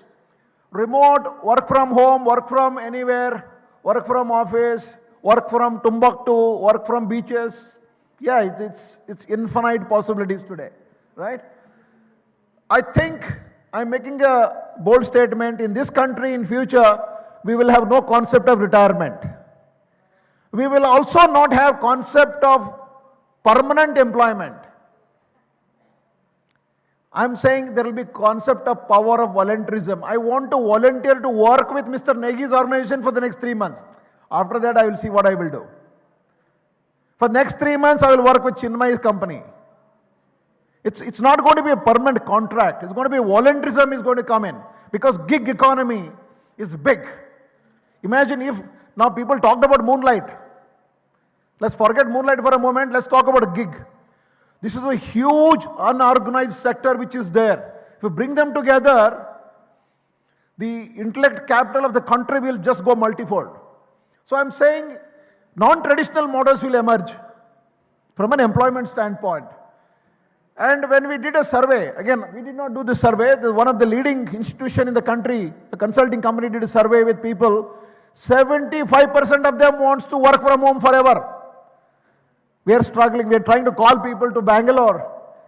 We are getting all kinds of reasons, like Nani mar gayi, Nana marne wala hai, bachcha hone wala hai, kuch aur hone wala hai, 6 months chahiye, 8 months chahiye, agle saal aunga, and so on and so forth. That's the reality, right? So, one suggestion is, let's not be scared about this AI. I think many people are getting scared. I want to give you reassurance. AI is not a threat. For me, AI is an enabler, is a collaborator, is a partner. If we use them, the technology very effectively and wisely. We have to be ready for digital, phygital, and global. Yeah, these are new words, phygital and global. So we must be prepared for all of these things. We also talked about if you are forcing people to come to office, there is a huge attrition threat. 39% of them are said, we will leave the company if you force us to come to office. So this is about future of work. There's a huge architecture which is already built in. I don't want to dwell on it because I'm standing between me and my flight at 8 o'clock. Now, the future of skills, this is a big challenge for all of us. We are saying many organizations are grappling with this so-called midlife crisis of the talent. There are people who are 40 plus, there are who are less than 50. And they have done some kind of work. They joined the industry 20 years ago. They have done certain things. Now they don't know where to go. There's a huge crisis coming up. About 40% of them in the Indian IT industry today, of the 5 million plus workforce we're talking about, 40% needs upskilling, reskilling. Otherwise, vanish from the door. There are big challenges happening, right? So, we have to learn. This is the biggest skill that we need to teach people today. How to learn, we don't know. Forget what to learn. Learning to learn is the biggest skill. So, how do we do it? What do we do about it? Where do we teach them? Where do we start? So, there are a lot of these questions that are there in my mind. Academia is actually playing a massive role in building country's intellectual capital, because academia is preparing the future of this country. Academia is not only preparing the future of this country, but they're also creating the future for the world, because world's working capital is in India. Because we are a young country in an aging world, there are many working population around the world, because India's average is about 33, 34 years, whereas other countries are 45, 55 and 60 and so on and so forth. So truly academia is doing a great honor by building intellectual capital for the world. You have a big role to play. What it means is you must also be ready to reinvent yourself. If you don't reinvent, you will not be relevant in this world, because world is coming to India. The global academic institutions are knocking at our door because the government liberal policies, everybody wants to come to India. Today we are not worried about FDI. FDIs are waiting, so when can we come? Because markets are so high today, they are not able to enter. Similarly, if academia, Indian academia cannot reinvent itself, we will be giving a biggest opportunity and we will be losing the opportunity from our hands. Now, these are the countries who are facing the greatest skill shortages. Okay, this is, look at India is on the top. So we have a challenge. I'm talking about skill deficiency in every sector. Talk about organized, unorganized, automotive, any sector you name, there are issues. And we have, as an academicians, as industry people, to think about how do we help to bridge this gap rapidly in a war footing basis. Because if we can't do it, we will lose the race, we will lose the game. Right, so now I am giving you some more availability of data state-wise. Skill availability state-wise. Again, when I was looking at preparing this presentation, I thought this is very relevant for you. It will help you where you stand. Some of them may not be in the sheet here. But for us to figure out where do we look at the talent landscape across the country. This is from the India Skills Report 2023.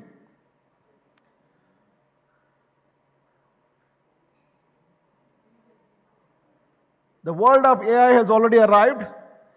Next time when you go to office, if at all you go to office, you will find your neighbor, not a human being, a bot will be sitting there and doing the job 200 times faster than what you do on a given day.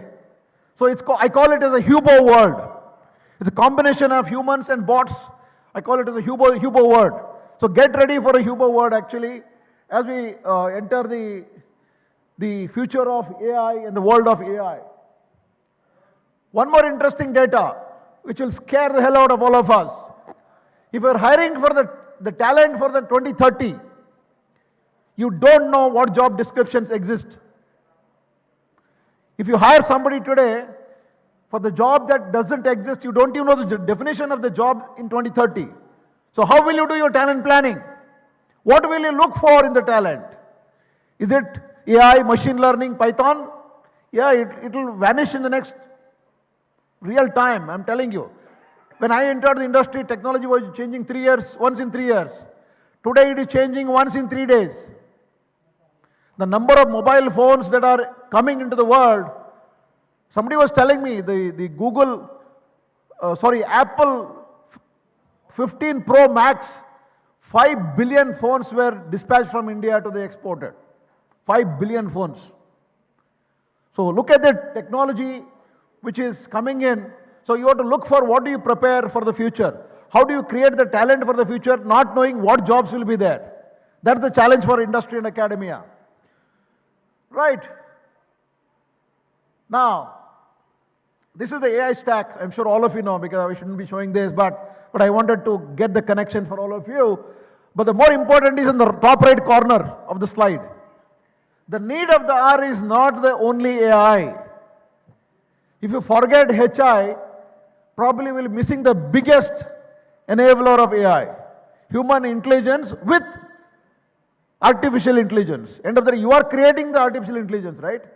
So don't ignore the human intelligence. The potential of human mind is actually infinite. So the idea is how do you create a blend of HI and AI to build the skills for the future? Right. Again, this is more about AI. A lot of people have spoken about. I want you to just absorb this slide for about 30 seconds, and then I'll go to the next one. But the important here is you can fulfill the 50% of the talent needs by your existing talent by using something called an URL method. Upskill, reskill, and enable people to learn. It's very, very important, right? So we talked about VR, MR. Today the medical field is using some of this technology, virtual technology, virtual realities to educate in the field of medicine because people are not finding enough resources. So they're using AR, VR, and MR for the advancement in the medical field. Now, what are the realities of academia? Sorry, please, I hope nobody has a tomato and potato and all of that stuff, right? So, but I'm trying to talk to you about the realities of a current landscape that we have in academia. We are continue to deliver 19th century content, 20th century methodology, pedagogy, people who learned from their forefathers, teachers who learned from their teachers, continue to do the same thing even today. But you are engaging with the 21st century's talent who has attention span of not more than 7 minutes. Every 7 minutes you have to reconnect with the student. You don't even look at the student, you keep writing at the blackboard and then nobody will be there in the classroom and so on and so forth. So how do you do that? I call it as ADS syndrome. Our youth has got this ADS syndrome today, attention deficiency syndrome. Easygoing, confused, not committed to the future of themselves or the future of the country or future of the academia. So what will you do? Fully unprepared for the future. Now, academia is not aware of the reality. Maybe you are aware, you are not willing to do anything. Okay? And not prepared for a rapid transformation. How ready are we to embrace change? To understand why change is required and so on and so forth. We are not ready to transition and transform ourselves. A lack of mental ability and agility for change, we already talked about it. Highly theory-centric, not application-oriented, not aligned with the change in technology. We are busy in creating a filled mind. Okay? Semester, examination, 9.5 CGPA, consistency, prepare for interview, push out. It is not the filled mind. We want the formed mind. Well-formed mind is required. Now, future is happening. What do we do? What is our game plan? What can we do? The question that I am asking you is, I think the time has come, if we are ready and we are serious about our profession and our role in shaping the future of the world, I am saying we must be willing to recognize and acknowledge the problem statement. Second one, accept responsibility and accountability for the current situation. We can't blame anybody. You can't blame UGC, AICTE, and technical university. No, my vice chancellor is not allowing, my principal is not allowing, sorry. All those questions are out of the window. We must understand and acknowledge and accept the responsibility of the current situation. unless we realize the responsibility that we have to shoulder, we will not be able to move forward. Introspect the reasons for the current situation. There is no problem in this world which cannot be solved. Are you with me? Every problem has a solution. And if you want to make, every solution can be a problem also. Right? So that is very important. Or evaluate how prepared are you for the change. Many institutions do not have the concept of a HR department or a strategy department or a talent transformation department. We have something called a training and placement officer. Age-old again concept. How are you preparing the entire institution for transformation?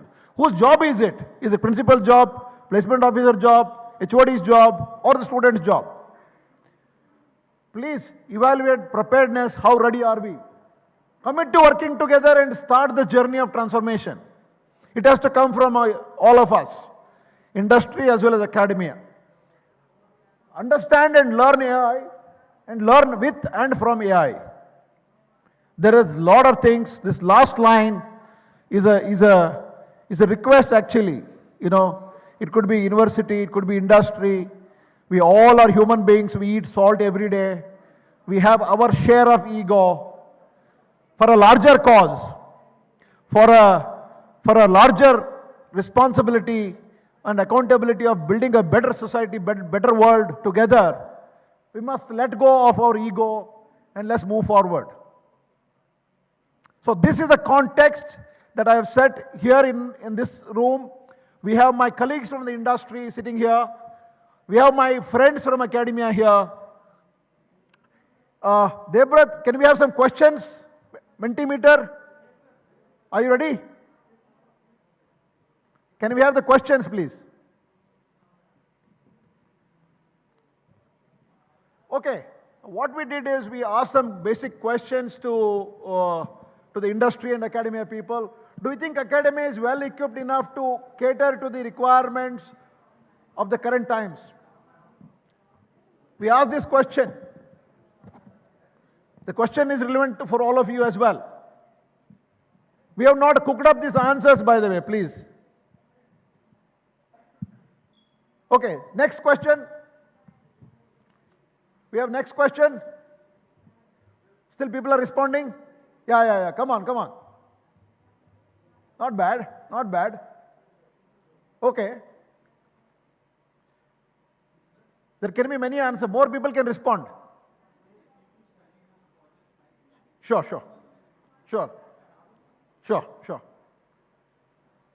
All right, quickly.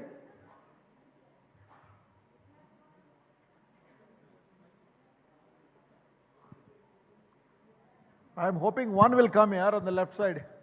Koi to bolo yaar. Koi to bolo. Yeah. Thank you, ma'am. Thank you so much. So the writing is on the wall, my dear friends. As you are saying that we need a real, what I call in my management language, we have an elephant in the room. The idea is that elephant should dance to, what is this latest song, Negi Saab?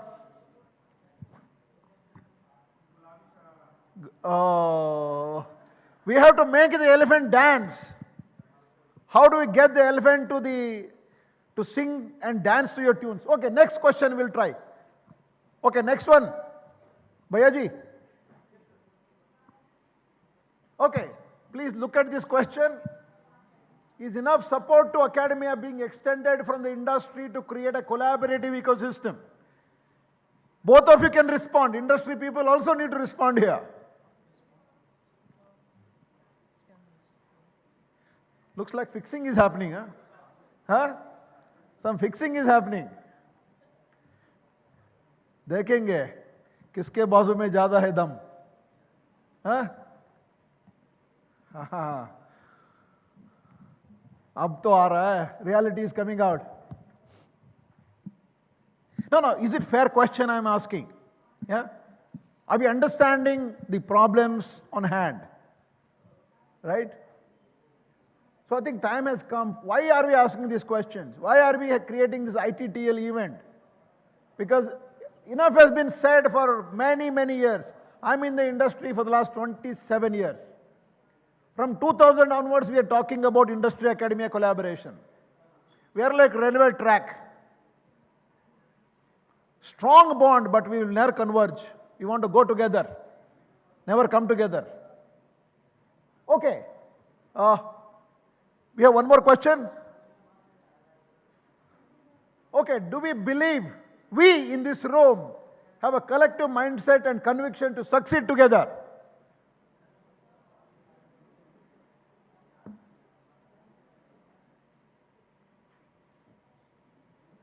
ए भाई जो no बोल रहे हैं उसको बाहर लेके आओ यार. I'm just saying, my dear friends, you know, the writing is on the wall. If nobody from this room are willing or not willing, will be a decider of our future.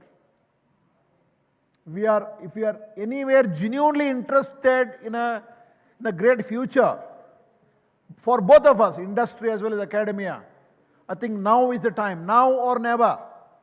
I think as we enter into the 12th January, where we celebrate the National Youth Day to commemorate the Swami Vivekananda's birth anniversary. So, are we committing ourselves? Let's see. Now, I think on this, now my friends are there, spread across. I want questions to come, and my colleagues from the industry are here.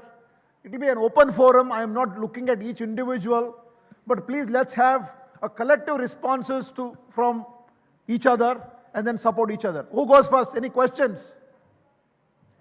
First we'll take questions from industry. Any questions from industry to academia?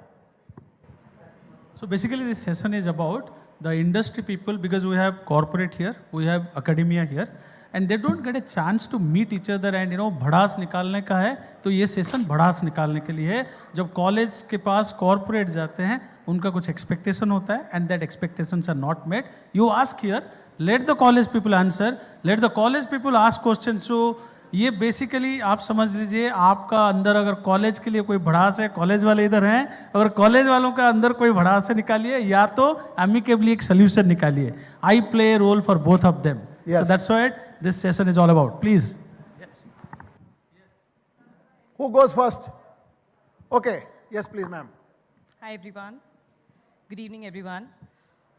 I have a question for TPOs, if they are also sitting in the speaker area here.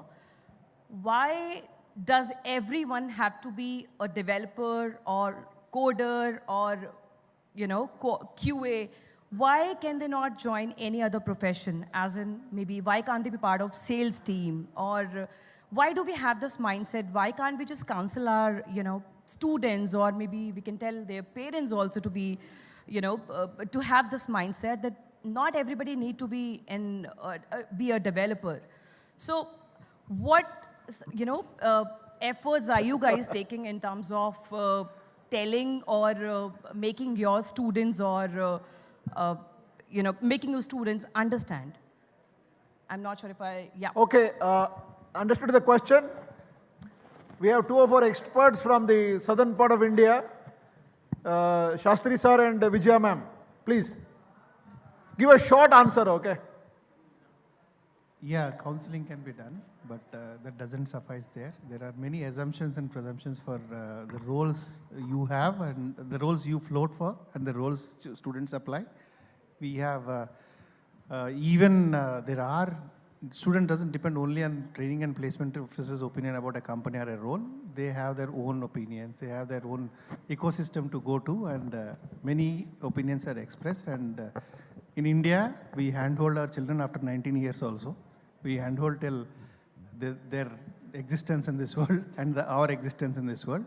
Because of that, they'll ask their parents. Parents always feel that they go to some other person, they say which is better. And it all depends on, there's a lot of dependence in this. If you come to a campus like, I represent SRM University, when people come to us, they say, we find most of the students are for marketing, they are really suitable for. Many times I found that many of my students go for marketing, then do their MBA, then go to the leadership roles. There are people who are interested in sales roles also. It is not that they are not interested. I don't feel that. Being see the large pool of students, around 8,000, 10,000 students I address every year after year. I don't see such things because I have a fairly good mix of all others. Sure. But they are not dependent on placement officer's opinion here. There is no counseling, no amount of counseling with placement officer or any of these interactions will help them. I think, ma'am, to answer you fairly, I'll give you a 30-second answer. I think it's a question of awareness. Because today we are like blindfolded to IT and we don't look at anything outside this. There are some universities who have created for competitive examination, further education program, different career paths for people and so on and so forth. I think it's about opening up the windows of opportunity, making students aware of the opportunities available and show them the different career paths. Today they don't know the various career paths and hence, yes. So what I'm what I'm experiencing right now is we as a team are able to convince these students, you know what, you should come and join our BDA because when it comes to business development is the backbone of any organization, right? If there is no sales, there is no development, there is no growth, there is no revenue. We have to accept the fact whether we want to or not. So we are able to convince these students, you know what, this can give you vision, you can be part of our mission and this will give you growth and so on. But when they reach out to TPOs are convinced, okay, you know what, this person has done BTech and he wants to be part of your technical team only.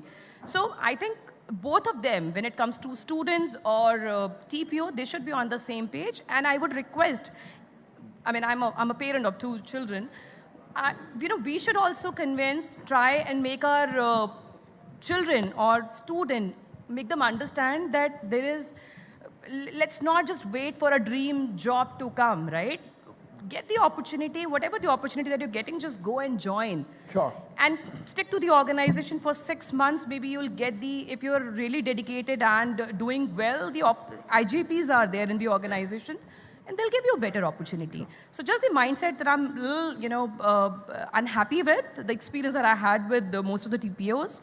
Otherwise, we at RNF, want to hire so many freshers, and I think a lot of organizations have freezed their hiring.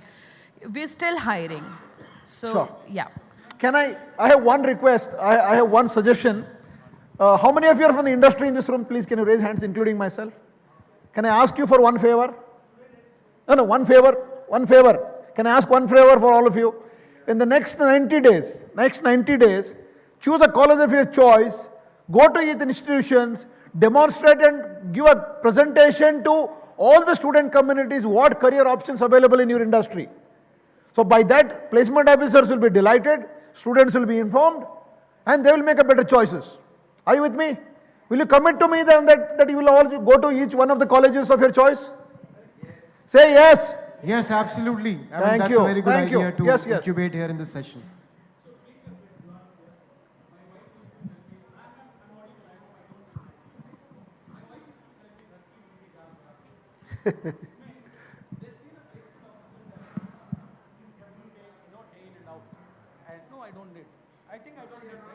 Audible, no. Chinmay, take the mic. It's okay. So every day they see the placement officers day in and day out. I work as a placement officer, I work also industry, having my own company. But what is originally required, what ma'am has said, is 2 things. One is the reality or the real aspect of it. When you do an assessment for each candidate, make him understand where he stands today, what he can be, what he wants to be, what are the milestones he has to cross to achieve this particular aspirations what he has. That's something is an introspection which is required. But again, as I said, ghar ki murgi dal barabar, when the placement officer, academician, they go and talk, maybe they don't accept it the way it will be accepted when sir has recommended that institutions should come industries should come forward, do such kind of hackathons or some kind of challenges, programs, make them understand. And then, that would make some sense. This is one, input from my side. They all have given a commitment. Please. Can I add to the point? Please make it happen. Hi everyone, I am Vijaya Mayer, representing CVR College from Hyderabad. what I understand is the kind of hype we have created for development roles.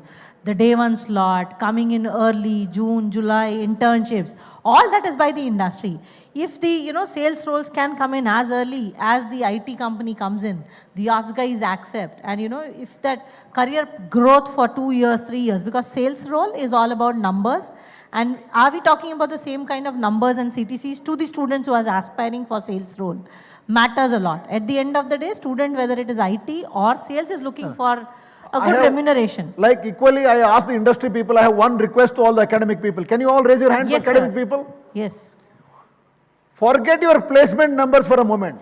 Not numbers. No, hold on. Reach out to your industry connects without having any agenda of placements. Call the industry people to your place once a month, 3 hours, industry interaction platform. Let students and industry interact for 2 hours without any agenda, without hidden agenda of you come to day 0, day -1, day -3. Leave that for a moment. Create the opportunity. It's a great question that you asked actually. Please, can you all make an effort? Yes, sir. Absolutely. Committed from our side. Next question. Any question, please? Sir, hi. Where? Raise your hand. Yeah. Okay, you got the mic. Yeah, lovely. So this is Anshu. I represent IBM, but I'm actually asking this question to academia to start relooking, because the question that she asked about career pathing, I think even before career pathing, I think industry people are actually looking at how we can start the conversation on skills being a currency, right? We need to move away from the mindset of the educational qualification and the passion and the ability to learn on the job, because now more and more as we are kind of advancing towards technical literacy, we are looking at people who can learn, unlearn, and again learn about what's happening in the industry. So how is it that colleges or universities preparing that mindset, which we call the growth mindset, in the students to be able to take on any challenge and not just focus on gaining a specific role, whether it was development or the specific career path? So how can we initiate those conversations around skills? And I think a lot of companies like us are actually opening the avenues for the newer students by providing a lot of certifications in each of those skills that I've talked about. Sure. Anybody from academia would like to take this question? Sir, I would like to